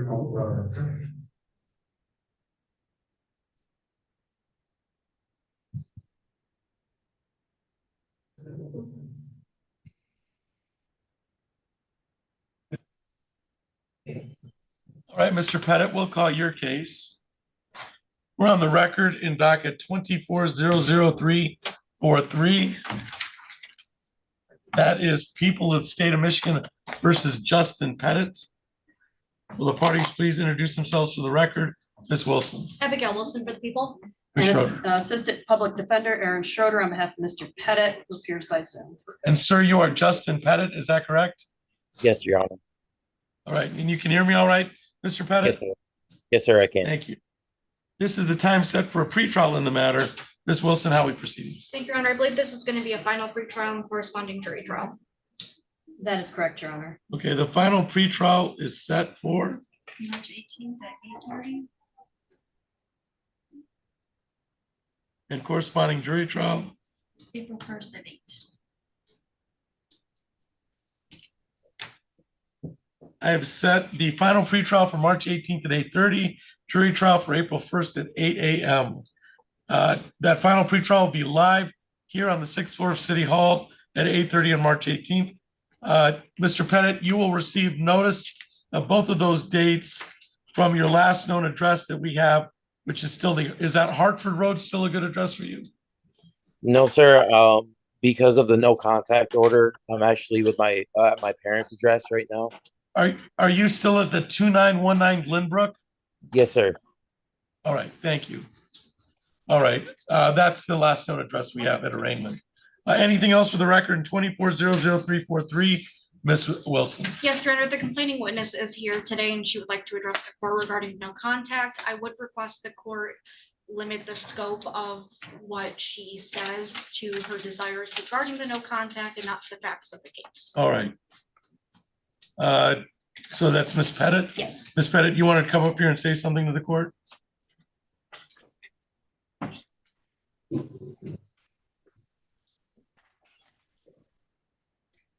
All right, Ms. Pettit, you may proceed. Good morning, Your Honor. I'm sorry, I wrote this out. And state your first name. My name is and Cheyenne last name Pettit. and spell them both for the record. CHEYENNEPETTIT. All right, ma'am, go ahead. Okay. I just want to, I understand that everyone here is doing their jobs to ensure public safety and everything. From the moment of the incident has happened, I have I have requested that there be this no contact thing dropped, as I never wanted to not have contact. I feel that with the events that happened, a lot of things were very misunderstood. I have never feared for my life. My husband has never hit me. I don't feel endangered, and honestly, I would love for him to be returned home and at least, us being able to have contact again, because this honestly has done a lot more damage mentally and physically than he ever could do to me.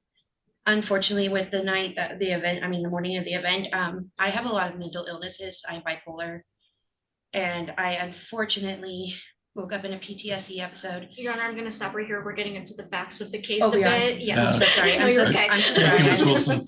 That's why I tell me- said something. Tell me your feeling, your I honestly, I feel like this has gone a little too far. He has never, he's not a perfect man.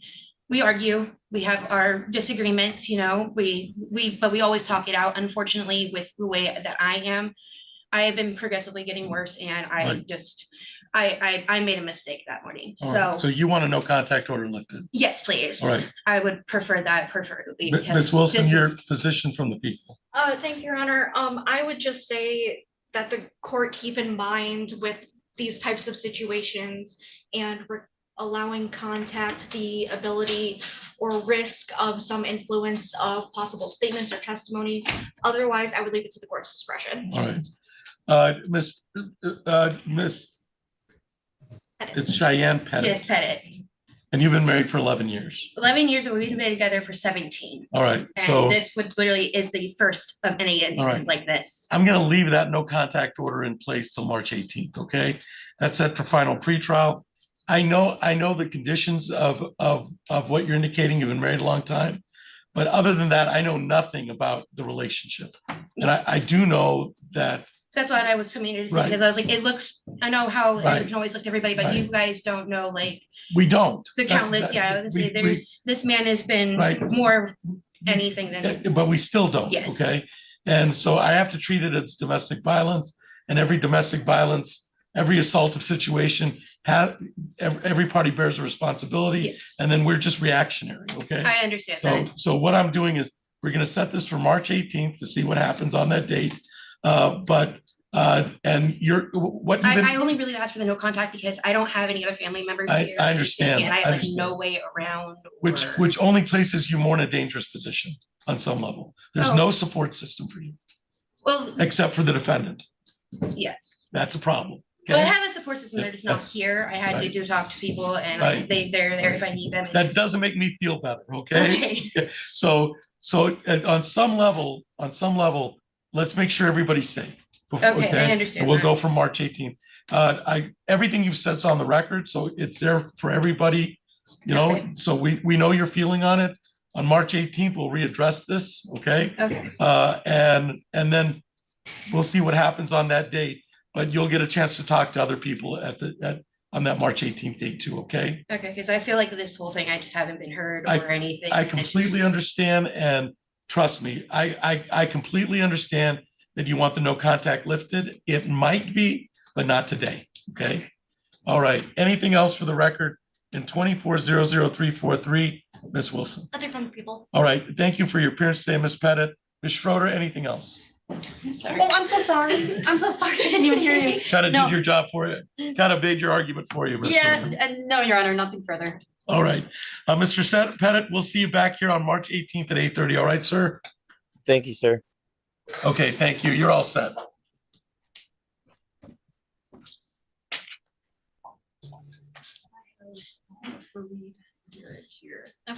That was the. And we have Mr. She wants to Shell. All right, so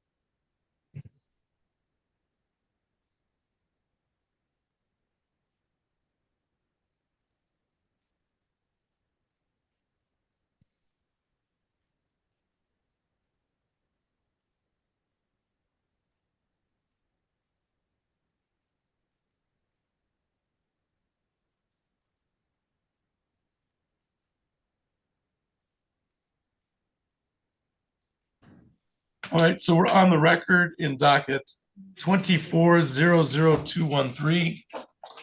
That is people of the state of Michigan versus Farrad Garrett. Will the parties please introduce themselves for the record? Ms. Wilson, Abigail Wilson for the people. Ms. Sutter. Good morning, Assistant Public Defender Lauren Sutter on behalf of Ms. Garrett, who's standing to my right. And ma'am, you are, is it Fareed or Farrad? Fareed. Fareed Garrett, thank you. This is the time set for a pretrial in the matter. Ms. Wilson, how are we proceeding? Thank you, Your Honor. It's my understanding that Ms. Garrett would be pleading to a added count of retail fraud in the third degree. That is 750.356 D4. And that is a 93-day misdemeanor and or $500 or 3 times the value. And then there's the Killebrew of fines and costs.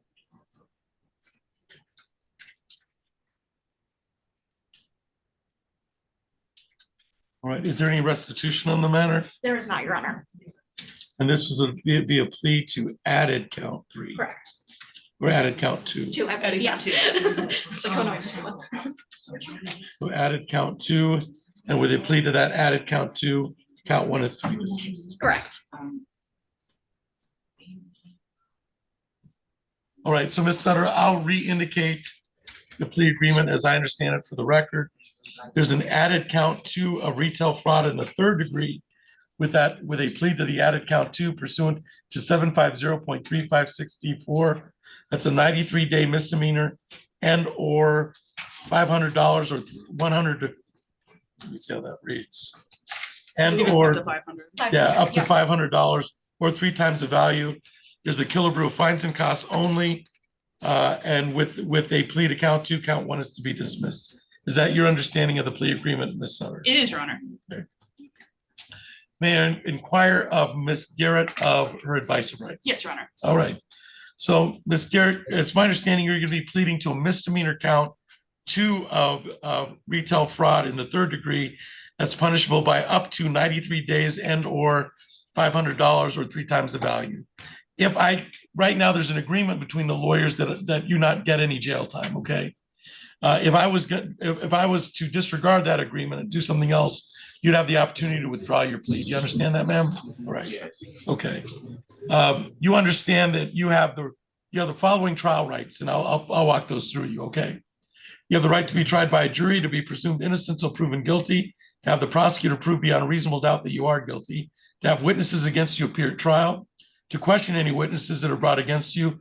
You, of course, are represented by Attorney Lauren Sutter. She would be present to cross-examine any witnesses or contest any charges brought up by you by the people of the state of Michigan. Do you understand that, ma'am? Yes. Right. You have the right to have the court order any witnesses to appear in your defense, to remain silent during the trial, not to have that silence used against you, and to testify at trial if you choose to testify.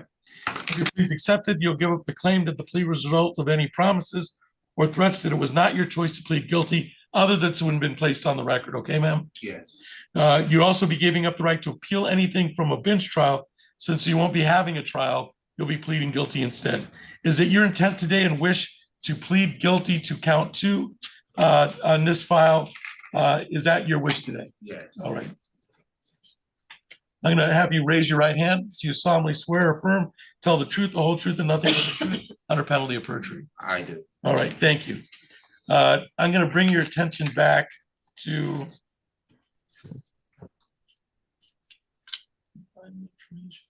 November 26, 2023 at 500 East Edgewood in the city of Lansing.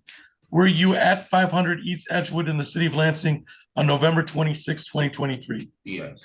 And were you at a Target, which was a place open to the public? Yes. And at that time, did you take without paying items that were less than $200? Yes. Okay. Anything towards the factual basis, Ms. Wilson? Nothing from the people. Ms. Sutter? Nothing. All right. I find the factual basis to be knowing, voluntarily, and accurately made. I will follow the Killebrew agreement at this point in time.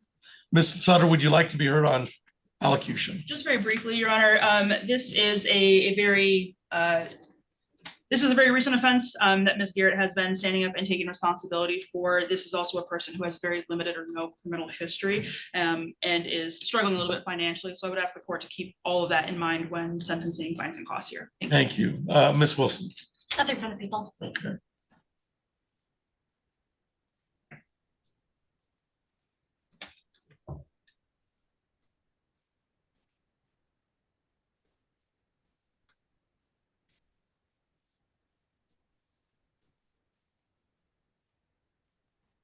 Ms. Sutter, may I inquire of your client just concerning what was taken from the Target? May I ask why? I'm only trying to determine what got the actual charge, because she pled to the lesser, but it doesn't indicate what was taken, except that she was caught. So the court wants to know just specific items? Just what items? Yeah, was it clothing? Was it food? What was it? I understand. Yeah. So what were some specific items that were going on that day? Do you recall?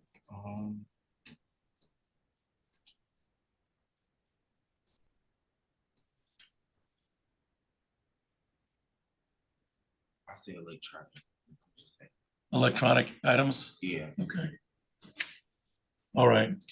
So with the understanding the allocution, I'm going to set fines and costs.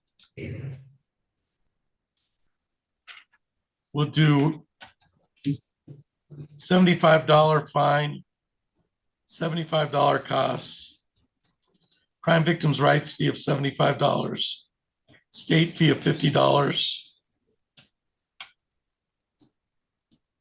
for a grand total of $275 is my math. Yes. Okay. to the city of Lansing. And does your client need some time in order to make that payment? Yes, Your Honor, if you would allow 60 days. Okay, so we had a date of, April 26th. okay, April 26th. So it is $275 based on the circumstances to the city of Lansing. This will be a misdemeanor on your record. You have till April 26th, which means that you can kind of set up your own installment plan, ma'am. You just go there, if you pay, as long as it's all paid by April 26th, you can pay them weekly, whatever you need to, okay? Okay. All right. Anything else for the record in docket 2400213, Ms. Wilson? Nothing for the people. Ms. Sutter? Nothing further. All right, Ms. Garrett, good luck to you. You're all set. Thank you. You're welcome.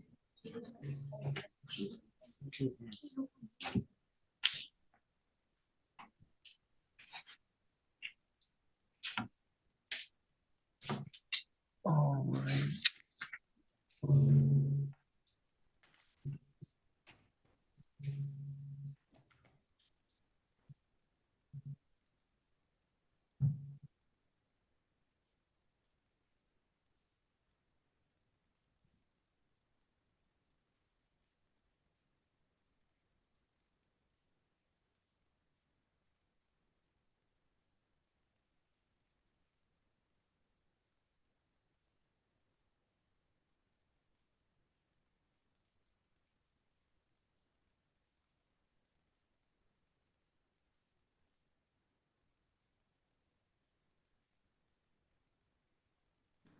All right, so we're on the record in docket 2303290. That is the people of the state of Michigan versus Corey Hale. Will the parties please introduce themselves for the record? Ms. Wilson. Abigail Wilson for the people. Ms. Schroeder. Thank you. Assistant Public Defender Aaron Schroeder on behalf of Mr. Hal, who is appearing by telecom from the Camden County Jail. All right, and sir, you are Corey Hale, is that correct? Yes, sir. All right, you can hear me all right, Mr. Hale? Yes.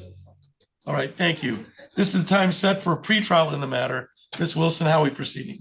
Thank you, Your Honor. It's my understanding that we are hoping to set this out to another date after his, I believe his next date in Judge Buchanan is the 29th.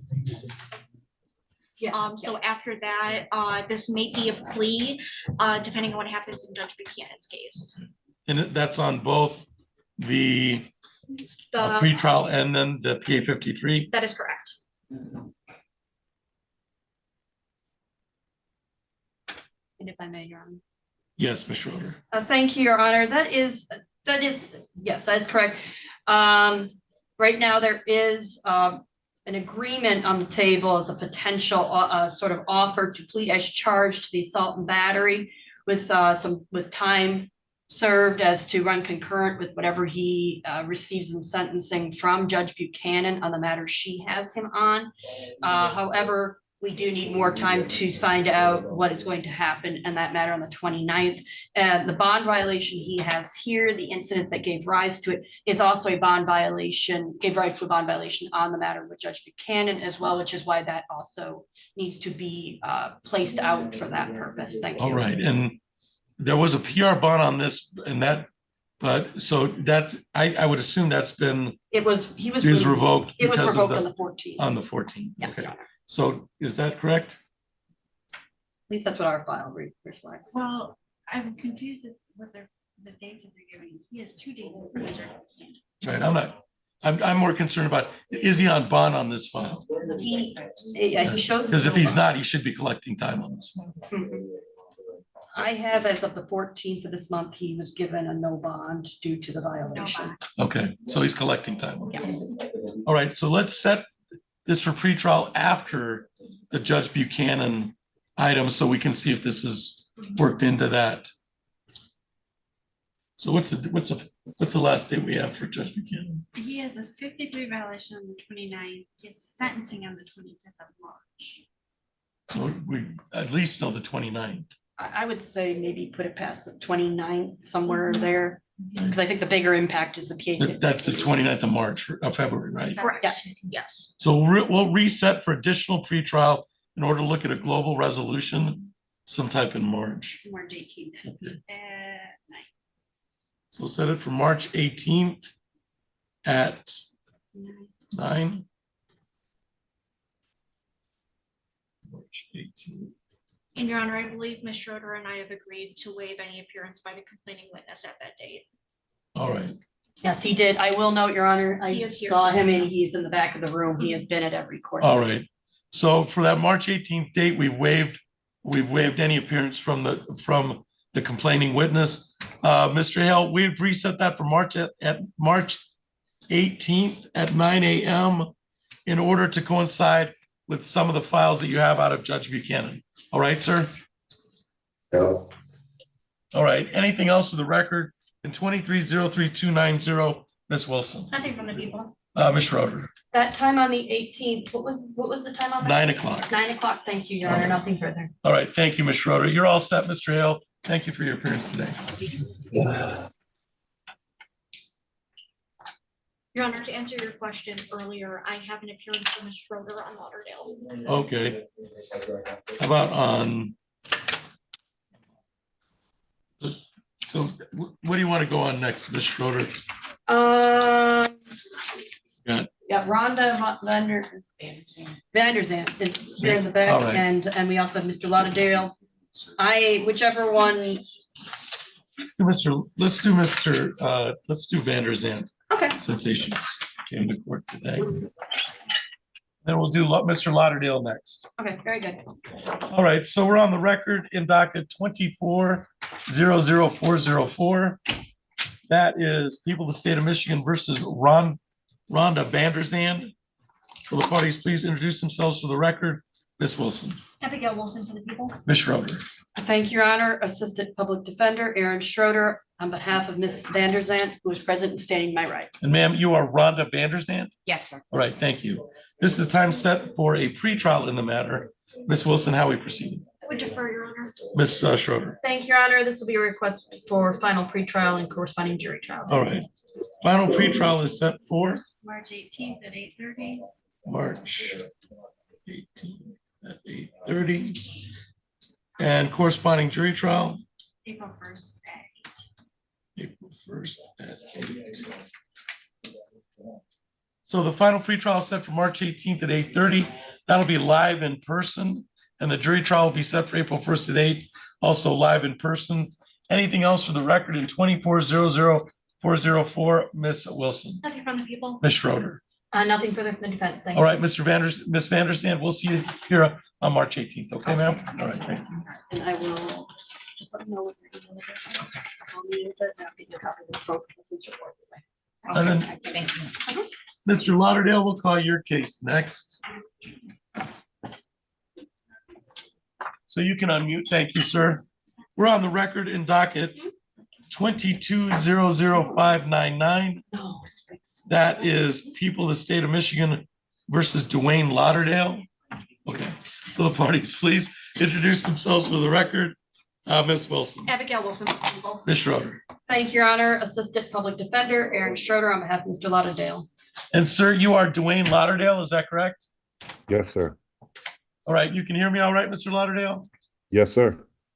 All right, thank you. This is the time set for a pretrial in the matter. Ms. Wilson, how are we proceeding? I believe this is going to be a final pretrial and corresponding jury trial. That is correct, Your Honor.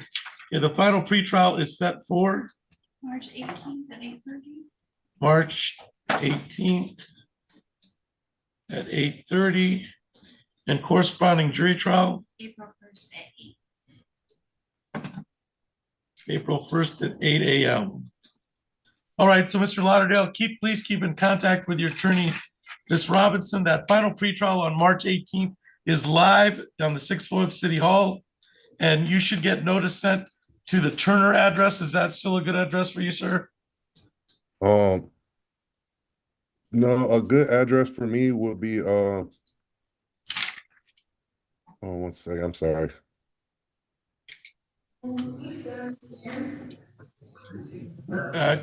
We've changed it from 3116 to 3208 Turner. I don't know. Do you have a new address? Yes, because of the no contact order. It's 4330 4332 Dell Road. 4332. Yes. 4332. Yes, sir. What's Dell the road? Road. What's the road? Dell Road, Dell Road. Oh, Dell Road. Apartment L, Lansing, Apartment Michigan. L. Yep, Lansing, Michigan, 48911. Perfect. All right, we've changed the address to 4332 Dell Road, Apartment L, Lansing, Michigan, 48911. Yes, sir. All right, that final pretrial on March 18th will be live. Anything else for the record in 22-00599, Ms. Wilson? Nothing from the people. Ms. Schroeder. Nothing further for the defense. All right, Mr. Lauderdale, you're all set. We'll see you on that March 18th date. Thank you, sir. Thank you. Ms. Schroeder? Yes. The court has not received an appearance from your office, Mr. Lauderdale. Really? It could be in Neverland someplace, but we're just not showing it in the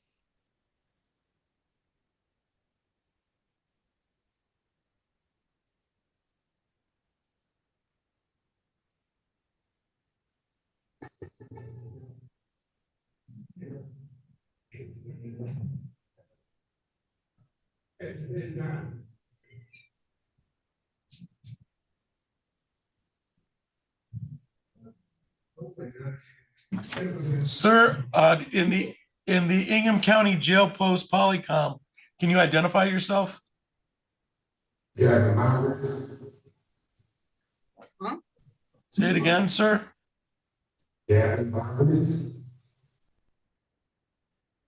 I didn't hear it, but it doesn't sound like anybody. Spell your last name. BOMBRYS. He's supposed to be in Judge Simmons'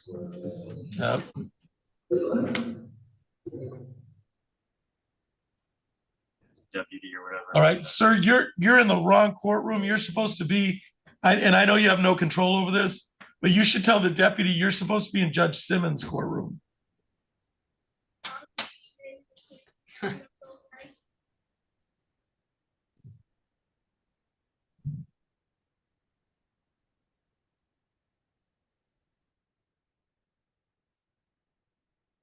All right, Ms. Myers, if you're ready, we'll call your case. We're on the record in docket 24-00229. That is people of the state of Michigan versus Cheyenne Myers. Will the parties please introduce themselves for the record? Ms. Wilson. Abigail Wilson for the people. Ms. Schroeder. Assistant Public Defender Aaron Schroeder on behalf of Ms. Myers. And ma'am, you are Cheyenne Myers, is that correct? Yes, sir. All right, thank you. And you can hear me all right, Ms. Myers? Yes. All right.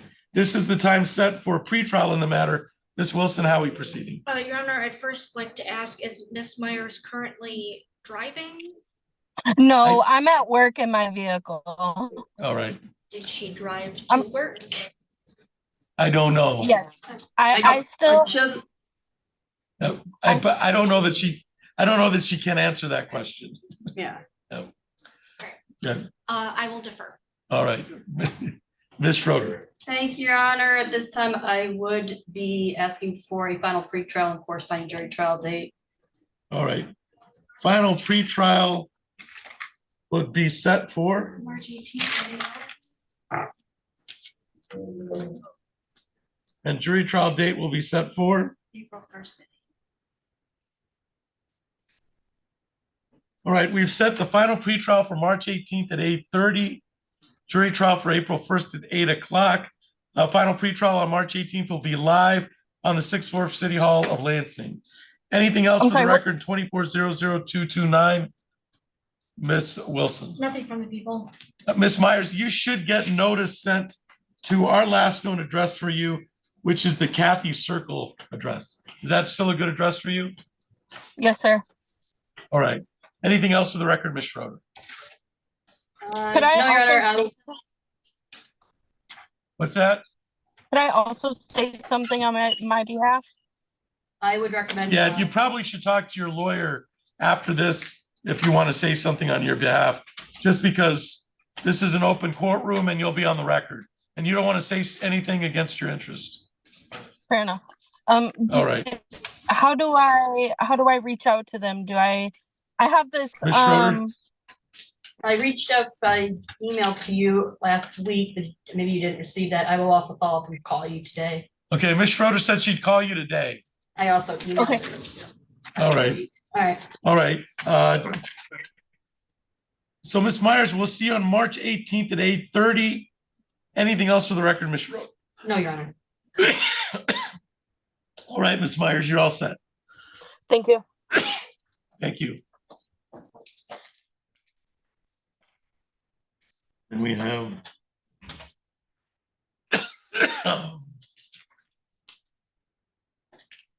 Mr. Galvin left. Yeah, and I'm not really sure what his status is. I was under the impression he was in jail. It looks like the jail search is currently under maintenance, so I don't know that I can look it up. Where's the? Not an ICJ. He's not. So he wasn't brought over from ICJ. Okay. He's not even on the roster. And I was unsuccessful in trying to. They're both. So we'll do 48. Wait, yes. He's got, well, let's see, he's got prior bail to appears. In March, in January, March of 2023, January of 2024.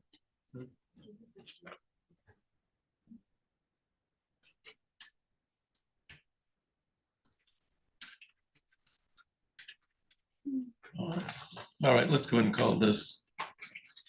All right, so we're on the record in docket 23-00436 and 23-00536. That's people of the state of Michigan versus Michael Galvin. Will the parties please introduce themselves for the record? Ms. Wilson. Abigail Wilson for the people. Ms. Schroeder. Assistant Public Defender Aaron Schroeder on behalf of Mr. Galvin. And this was initially scheduled for 9 o'clock. It is now 11:05. It would appear at this time that Mr. Galvin has failed to appear for pretrial. I will state for the record, there was some indication that Mr. Galvin is incarcerated, but we checked the list at the jail and he's not on that list and he was not brought over. He has a previous fail to appear in March 14th of 2023 and on January 22nd of 2024 on both files. That fail to appear is on both files. Ms. Wilson, how did you want to proceed? Thank you, Your Honor. I'd be requesting a bench warrant. Ms. Schroeder. Thank you, Your Honor. I'd ask for a hold on the bench warrant.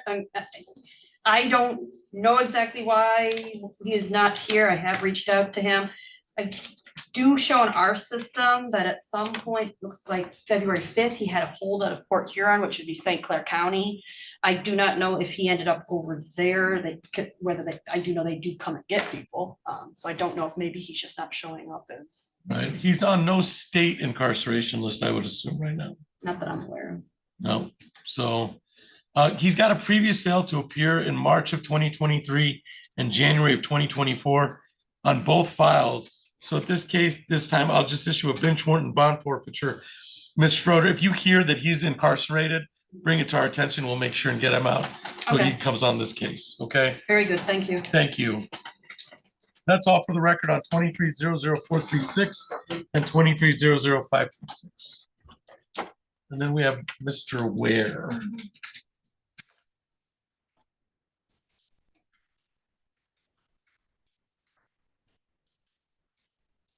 So we're on the record in 23-03024. That is people of the state of Michigan versus DeAndre Ware. Will the parties please introduce themselves to the record? Ms. Wilson. Abigail Wilson for the people. This is the time set for a pretrial in the matter. It was scheduled for 9:30. It is now 11:07. Mr. Ware is unrepresented at this time. That is my understanding. It's also my understanding that Ms. Sutter represents him on other files, but that he. But not on this file? Not on this file. All right. All right, well, this was scheduled for 9:30. It's 11:07. It would appear the defendant has failed to appear for pretrial on this matter. He was arraigned in October on this. Looked like he failed to appear at arraignment. And then he must have been arraigned at something on February 6th because the magistrate saw him, and I don't know if there was,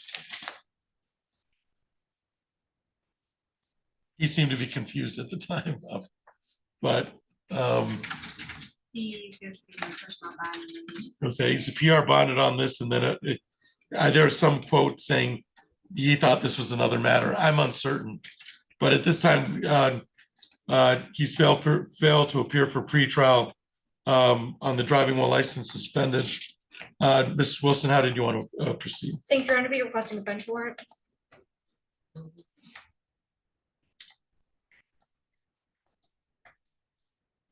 Since it's a DWLS and he is represented on other files, and I have the fail to appear came out of the arraignment, which is a different.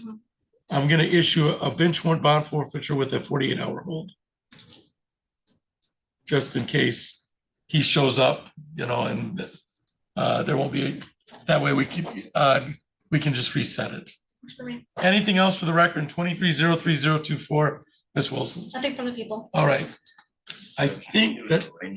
Since we have everybody here. What's that? Maybe an arraignment. Sure. You guys want to do an arraignment? Okay. Sure. There's a jury trial going.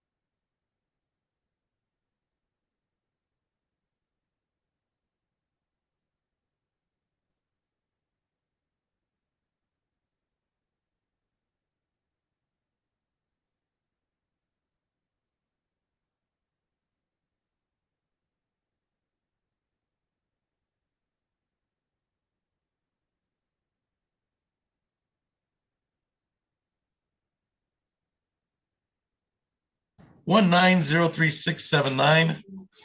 This is the city of Lansing versus George Roger Balmer.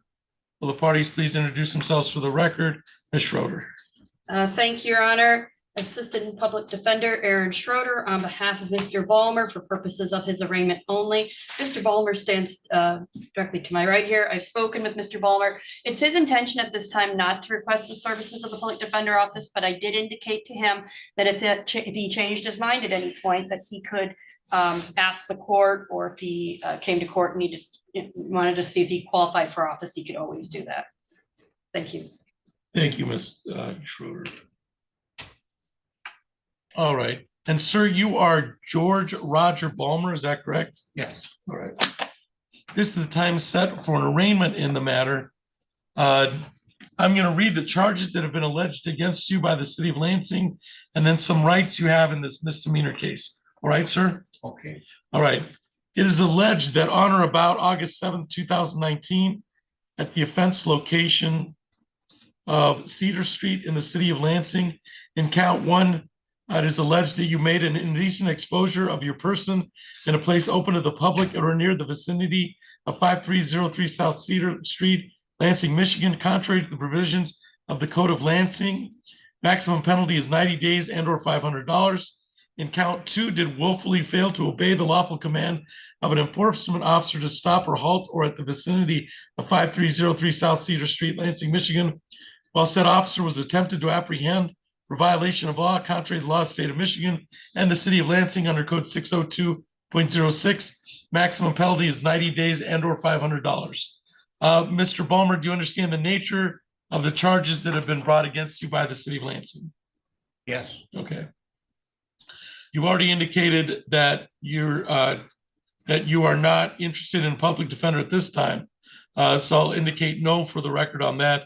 Your next pretrial date in this matter is set for March 25th, 2024 at 10:30 in front of Judge Simmons. You have the following rights in this misdemeanor. You're facing two misdemeanor counts of 90-day misdemeanors, and I'll walk you through your misdemeanor rights. All right, sir? So these are the rights you have for trial in this matter, all right? Okay. You have the right to be tried by a jury. You have the right to be presumed innocent until proven guilty. You have the right to have the prosecutor prove beyond reasonable doubt that you are guilty. To have the witnesses, you have the right to have the witnesses against you appear at trial. You have the right to question any witnesses that are brought against you. You, of course, are represented by Attorney Aaron Schroeder for purposes of this arraignment. And you indicated that you're going to represent yourself at further pretrials. Is that correct? I guess so. Okay. You can always apply to the public defender's office if you choose to. All right, sir? You have the right to have the court order any witnesses appear in your defense to remain silent during the trial, not to have that silence used against you, and to testify at trial if you choose to testify. Once again, I indicated that your pretrial is set for March 25th of this year at 10:30 in front of Judge Simmons. Do you have, we still have the 533 Dorchester Drive address for you. Is that still a good address? Yes. Okay.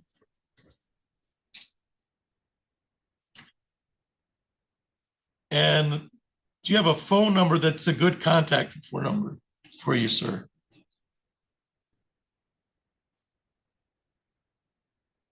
Yeah, 517. Okay. 897. All right. 6953. Perfect. Are you on probation or parole? No. Okay. Are you employed, sir? No, I'm retired. Okay. I'll automatically enter a not guilty plea for purposes of the arraignment. Ms. Schroeder, would you like to be heard on bond? Yes, Your Honor. Thank you. This case is an older case. It's from 2019. Mr. Balmer is here today. And taking care of this. I would ask the court to allow the opportunity for a personal recognizance bond. Thank you. If you're able to make bond, I'll set the following bond conditions: that no assaultive behavior, no out-of-state travel, no possession of a firearms. I've had the opportunity to look at this as an older case, and I'll set bond at PR bond, $500. So it's a PR bond set today. Anything else for the record in docket 1903679, Ms. Schroeder? No, Your Honor, thank you. Right, Mr. Ballmer, your next date will be March 25th, 2024 at 10:30 in front of Judge Simmons, and you'll get a notice from my court officer. All right, sir? I think that's right here too, but he's also giving you the copy. Yeah, Hang on. he's gonna put it, Yeah, so this is your notice and that has the time and date on it. And then these are your conditions of bond while you wait the outcome of your case. So these are the rules you gotta follow while you're waiting for things to go through, okay? So next time I gotta have that. No, it's a personal recognizance bond, meaning it's free. Right. It's your promise to come back for all court dates and follow the rules while you await your case being handled, okay? Yeah. So how much do I You don't have to pay. know how to pay next time? You don't need to pay anything. right. As long as you follow the rules of bond, you don't have to pay anything. Yep, just follow your bond conditions. I'd read that over and just make sure, okay? Thank you. All right, thank you, Ms. Schroeder. You're welcome. You're all set, Mr. Ballmer. Thank you. All right. All right, good until the afternoon. Thank you, Ms. Schroeder, for You're welcome. staying by for that. Yep, no worries. That's it, Kara. So 2:30 is the civil stuff, right? And we've got some probation violations. Oh, no, of course not. I don't anticipate that one will be running. Another one I have, whose name I cannot remember suddenly. We do have Kelly, who's non-public, right? Yeah.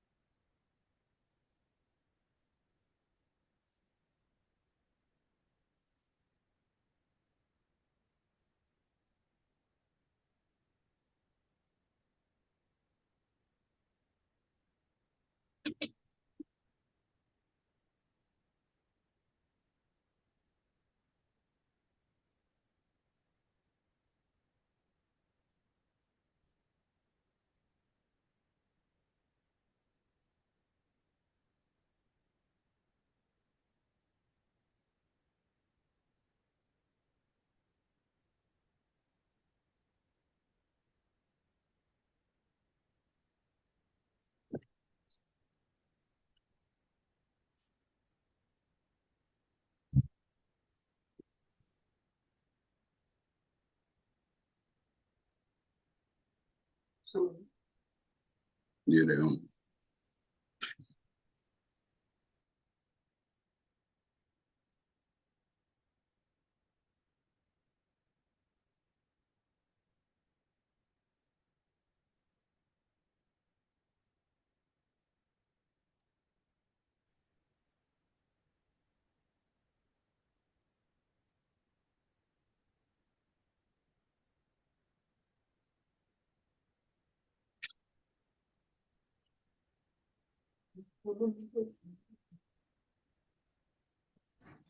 Sir, on the moniker, under the moniker of guest, can you identify yourself? Hi, my name is Daquan Mitz. Okay, Mr. Mitz, yes, I've got you. So guest, can you unmute and identify yourself? Guest? Hi, yes, this is Benjamin Benavides. I was waiting for Jacob Kelly's arraignment. He's an observer. Okay, he's an observer. He's a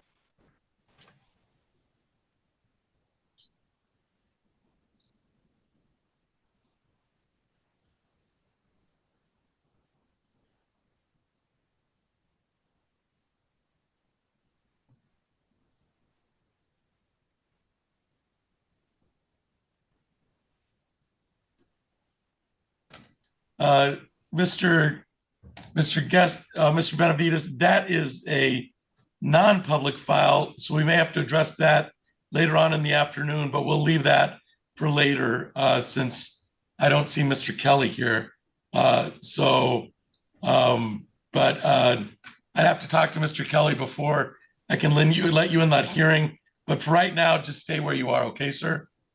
Okay, should I come back with my name? No, you're fine. You're fine. Mr. Kelly's not here right now, so he has to give formal permission for you to yeah, stand. he has to give permission to me for you to stay in the room. Okay. But you're good right now, so you can stand by, okay, sir? Thank you. All right.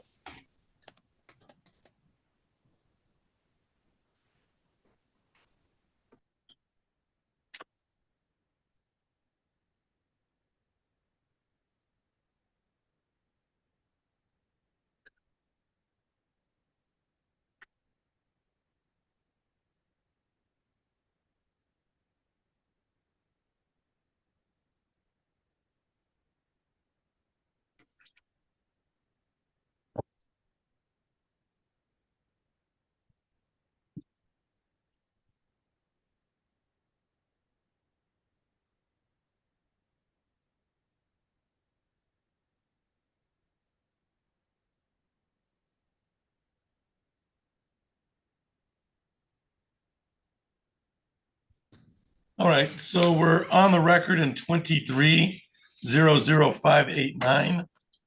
That is People of the State of Michigan versus Gregory Fox. Will the parties please introduce themselves to the record? Ms. Wilson. Abigail Wilson for the people. And thank you, Your Honor, Assistant Public Defender Aaron Schroeder, on behalf of Mr. Fox, who is present standing to my right. And sir, you are Gregory Fox, is that correct? Thank you. This is the time set for a probation violation hearing. Ms. Wilson, how we proceed? I believe this is going to be a plea to the violations. All right, Ms. Schroeder. That is correct, Your Honor. Plea to the violations with some explanation during allocution. All right. And just so this is from the February 1st probation violation allegations. That's what I've got. I've got a couple, but that's what I see as the February 1st, 2024. Yeah, that is what I'm seeing as All well. right. That's why I've been sent anyway. All right, thank you. All right, Mr. Fox, you understand you have a right to a hearing today, a hearing in which the people of the state of Michigan would have to prove the allegations concerned in this file. There's two allegations. You understand that? Sure. And you'd be represented by Attorney Aaron Schroeder, and she would be responsible for cross-examining any witnesses or contesting any charges brought against you by the people of the state of Michigan. Do you understand that? All right. My understanding is your wish not to have a hearing today and to plead guilty or lead admissive responsibility to each of these allegations. Is that true? Sure. All right. You have raised your right hand. Do you solemnly swear or affirm, tell the truth, the whole truth, and nothing but the truth under penalty of perjury? Yes, Your Honor. Okay, in regards to a violation, a technical violation of probation.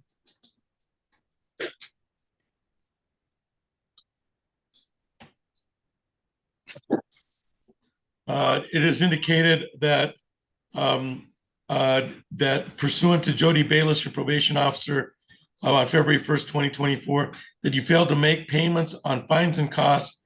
Last payment was made on November 20th, and you have a balance of $675. How is that in violation of your probation? And do you admit to that allegation? Okay. Also, in technical probation violation, per AverHealth, that you failed to test on December 5th, December 10th, December 21st, December 27th, December 31st, January 7th, January 17th, and January 23rd. Is that a violation of your probation that you failed to test on 1, 2, 3, 4, 5, 6, 7, 8 occasions? Okay.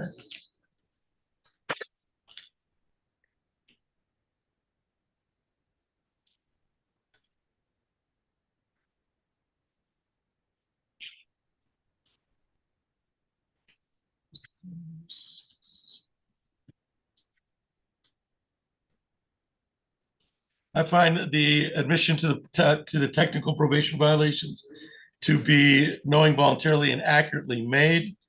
And then, Ms. Schroeder, would you like to be heard on sentencing? Yes, Your Honor. And you have the probation violation recommendation pink sheet. Yes, Your Honor, I do. The recommendation for the termination of probation and the suggestion of jail time, yes. Okay, you may proceed. Thank you, Your Honor.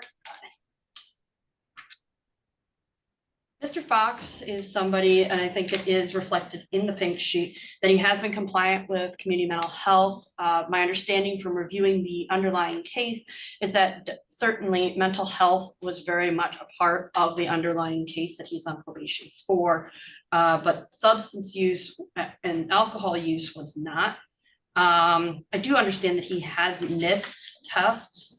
However, that has been due to the fact that he's been unemployed. He has not had the $120 a week to be able to go and pay and do these tests.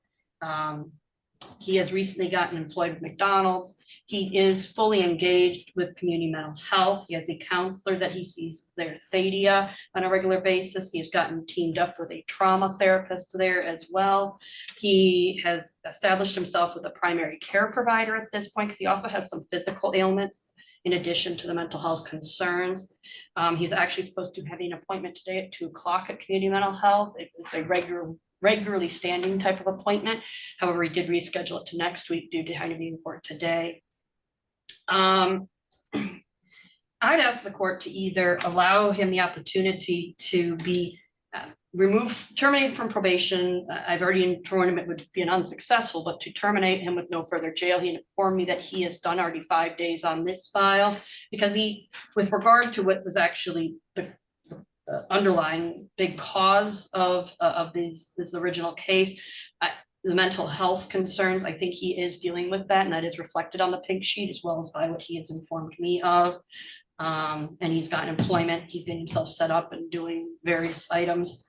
If the court's not inclined to do that, I would ask the court to consider extending probation an additional maybe 3 months to allow him the opportunity to show he's complying with terms of conditions with regard to community mental health and making payments toward the fines and costs. I would ask the court, if it's going to do that, to remove the requirement for testing, as that is not something that was related to the underlying, at least from my understanding and from what he's communicated to me, because I think that would free up some money for him to be able to make fines and costs payment. Thank you. Thank you. Ms. Wilson, did you want to be heard on the probation violation? I would just leave it to Your Honor's discretion. We'll have a recommendation that twofold. One is to terminate probation. I'm not sure probation is. So, Mr. Fox, let me hear from you. I'm not sure probation is where you want to be. I mean, you haven't made a payment since August. Let's see. I believe the last payment was in November. In November? And then my probation officer told me to since I was supposed to get off this month, that not to make any payments or do any probation things. Okay, and then you haven't tested since August 10th. Was that the last time you tested? Yeah. All right. I mean, I almost feel like if I extend your probation, I'm setting you up for failure on some level. You know, because whatever was going on with this attempt R&O is that you weren't acting yourself, right? And that's essentially why the mental health treatment, which looks like it's been fairly successful, and then that's why the substance abuse. There's an indication that you were recently hired at McDonald's. Yes. You've been attending CMH, Yes, sir. and that you haven't been testing due to money and that feeling that you're overwhelmed. Yes, sir. And then so probation saying, you know, that they just haven't been able to work with you because you haven't tested at all. So I don't know. I mean, I don't want you set you up for failure. You've already done 5 days on this, I believe, right? Yes, sir. And that didn't seem to work. That didn't seem to, you know, it didn't seem to have the effect that jail time would have. Okay. So I guess I'm wondering, I mean, do you want to be on probation? I mean, you'd still have to test and you haven't tested at all. And you can pay for it now, but I think this whatever mental health problem whatever struggles you're going with, it's being compounded by the fact that you can't use while you're on that. You understand that? Yes, sir. Well, I mean, I don't know if probation's for everyone. You have to tell me. I mean, I'm kind of at a loss because probation doesn't want to work with you now. Okay. But I can make them work with you. All right. But being on probation is not for everyone. But I'm not going to just cut you loose and let you go. You're probably going to get more time to unsuccessfully terminate your probation. And so, because if you unsuccessfully terminate your probation is just another way of serving a sentence. You understand that? I don't know. I don't know if you're a candidate for probation. But I guess I'm willing to work with you on that if you think that this can be helpful. If you don't think it's going to be helpful, then I mean, you tell me. What do you think? I feel like I can work with you. You think you can work with probation? Yes. You think if I extend probation out 3 more months, and I can tell you, you test once every 2 weeks, okay? Test once every 2 weeks. Keep your mental health training up, whatever you're doing, and then work on your payment. But I agree with your probation officer. We can always set that at the end, and we can refer it elsewhere. But is that something, because the 5 days in jail didn't seem to work, and so but I'll tell you what, if you come back to me, I'm going to have no choice. You know, I'm not going to reward you for unsuccessfully terminating your probation, and I'm not going to reward you for failing probation. But I want to do something that works for you. It seems like community mental health is working. I think that sporadic testing is good because it keeps you from self-medicating on some level, you know, and it appears to me that if you self-medicate or you don't get the treatment you need, you're put in a position where you appear to be pretty angry at everybody. And I don't want that to happen. I don't know if you want that to happen. All right. So so we've tried jail and it's not working, or it hasn't worked. I don't think just putting you in jail is the answer, but I'm willing to do it. Okay. what I'm gonna do is that I'm gonna order 30 days. And I'm gonna suspend that, okay? I'm gonna place that in abeyance upon successful completion of probation, okay?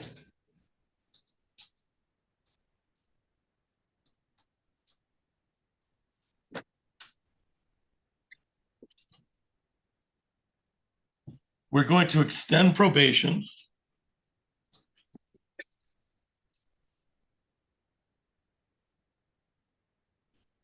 to, let's make it May 1st, okay? 3 months. So this is February 26th, March, April, May 26th, okay? 3 months, 90 days, March, April, May. So let's make it May 26th. During that probationary time, you're to continue all treatment with this, with community mental health, okay?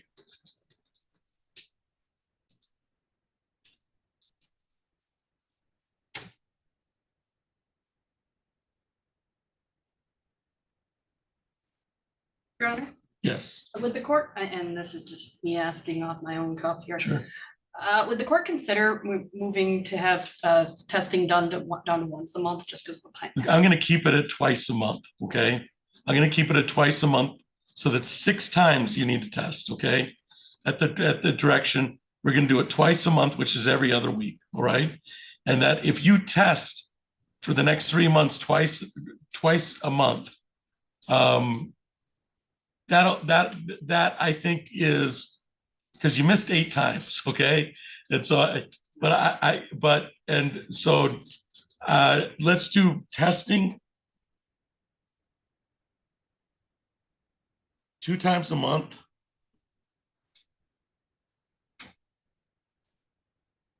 For substance abuse. And that would be at the direction of probation. But what I'm looking for is every other week. Okay, I'll write it down. Okay, I'm looking for every other week. 6 tests.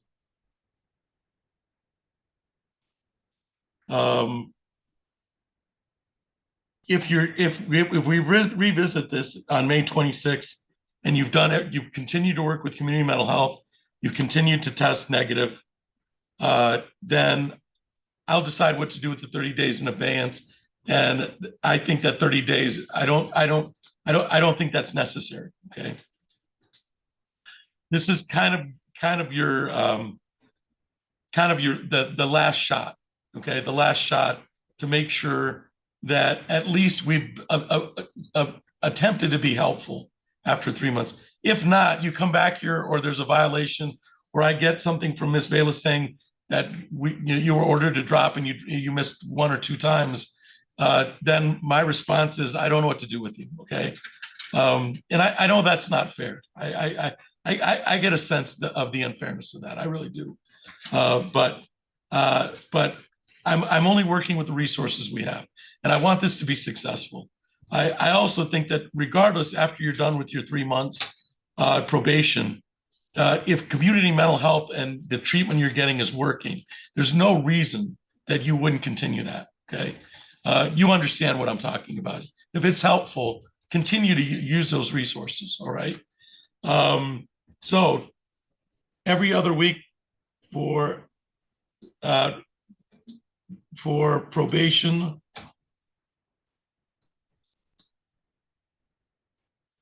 I'm really concerned about I want to see the test because it's just twice a month. And I know that can be costly, and then your continued work with community mental health, and then we'll worry about the balance after that. Those 2 are the front runners, okay? And then I've taken the 30 days because it was suggested, but I'm not terminating them, just holding that in abeyance, all right? So you still want me to make fines like funds?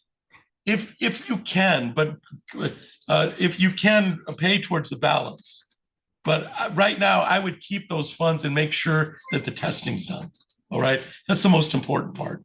We can always worry about the referral to, the referral for the balance later. I want to make sure that any funds that you have goes towards the testing, okay? All right. Mr. Fox, do you have any questions concerning the court's ruling on your sentence? It sounds a little bit like, okay, I'm doing you a favor, but there's a lot of strings that go along with this. And so it's kind of left with you. But I'm hoping, and I believe you can do this, that you can get through this and put the probation behind you. I think that's a better fix for this than just putting you in jail without any help and letting you squander in jail. And by the way, we've tried that, and I don't know how successful that was. Okay, so follow the probation officer's recommendation for treatment. Keep doing the community mental health things, and then I'll wait to hear from the probation. Okay. And also, she be wanting me to drop in the morning, but now that I work morning shifts at McDonald's. Tell her that you'll drop whenever you're not working. Okay, as long that if afternoon works better for your work schedule, let's schedule it for the afternoon. And it doesn't necessarily have to be a surprise. Okay, you can say that. I left it in discretion. I just want to know that you're not using it all. Okay, because that's an ancillary problem to what we have here. What I see here is that the community mental health is being effective, but you didn't test over 8 times. So let's make this a part of it. But as long as you're working, you're testing, and you're going to your community mental health, then I think we get you through probation just fine. Okay. All right. Anything else for the record in docket 23-00589? Ms. Wilson. Nothing from the people. Anything, Ms. Schroeder? Can we just include something, I don't know, for probation, so that they know it's not just him saying I can test in the afternoon, but Yes. stating that we can as well, just so. I'm going to say probation testing not to interfere, should not be during work schedule. Just show her your work schedule. Test in the afternoon. Okay. Yeah, so if you show the probation agent or you let her know your work schedule, at least, and you work mornings or afternoons, that might go a long ways to keeping the testing under some type of like, I'll test in the afternoon. All right. Mr. Fox, you're all set. Good luck to you. Okay, sir. All right. Thank you.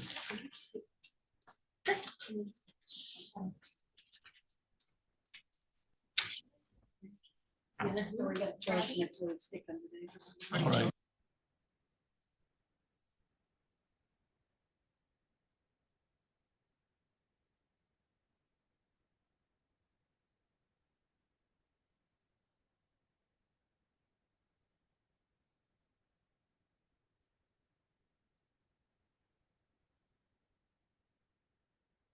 See. All right, Mr. Mitz, we'll call your case. You can unmute. Hello, how All you right, doing? so we're on the record in docket 23-02581. And sir, you are Daquan Mitz, is that correct? Sir. All right, this is the time set for a probation violation arraignment. And I'm going to indicate to you the nature of the arraignment allegations that have been brought against you. And then we'll talk about some of your rights that you have in this matter, okay?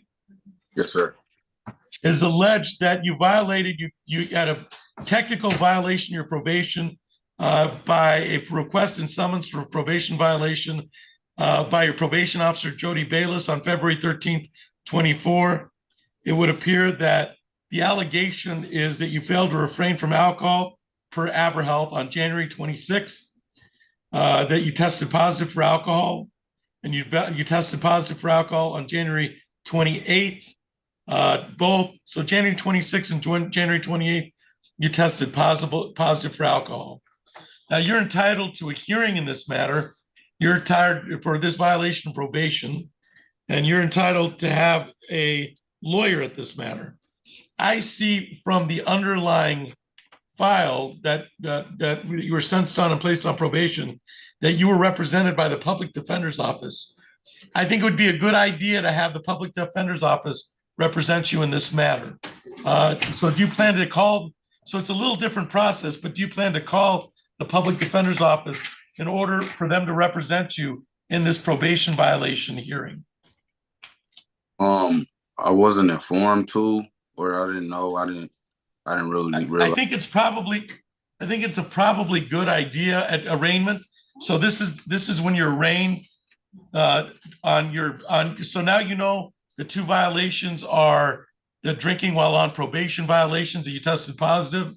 And let me give you the number so you can call the public defender's office. You don't get assigned one right away. Let me give you the number so you have it, so you can call them in order to get representation, since you had them represent you in this underlying case. All right. Okay. Can I get a pen? Yes, go get a pen and.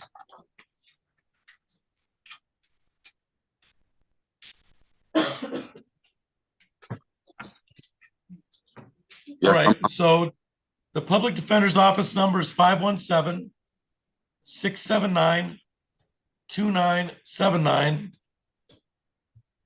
And you should call them probably, that's the easiest. They also have what is it, pd@ingham.org. Yeah, the best is probably through phone, but he can email pd@ingham.org. Okay. There's also a email, pd@ingham.org, but I think you should call them so that they talk to you, so that you can give them this hearing date. All right, sir? And let me give you the hearing date. Yes, sir. March 8th at 8:30. It'll be March 8th at 8:30.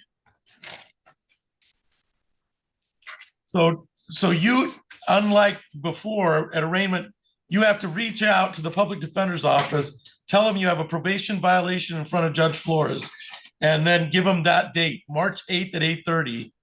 And to see if you qualify for them to represent you again, because this is a violation of a use of controlled substance. So you can do up to 1 year on it. Okay. Yes, sir. All right. So get with the public defender's office in order to seek representation. And we've set the hearing on March 8th at 8:30. That's a live hearing. So you should be on the 6th floor of City Hall live, and we'll go from there. Okay, Mr. Mitz? Yes, sir. Appreciate you. All right. Anything else for the record in 23-02581? Any questions, Mr. Mitz? No, sir. All right. We'll see you on March 8th with, hopefully, once you contact the public defenders, you'll have some representation. We'll go from there. Okay. All right. Thank you, sir. Well.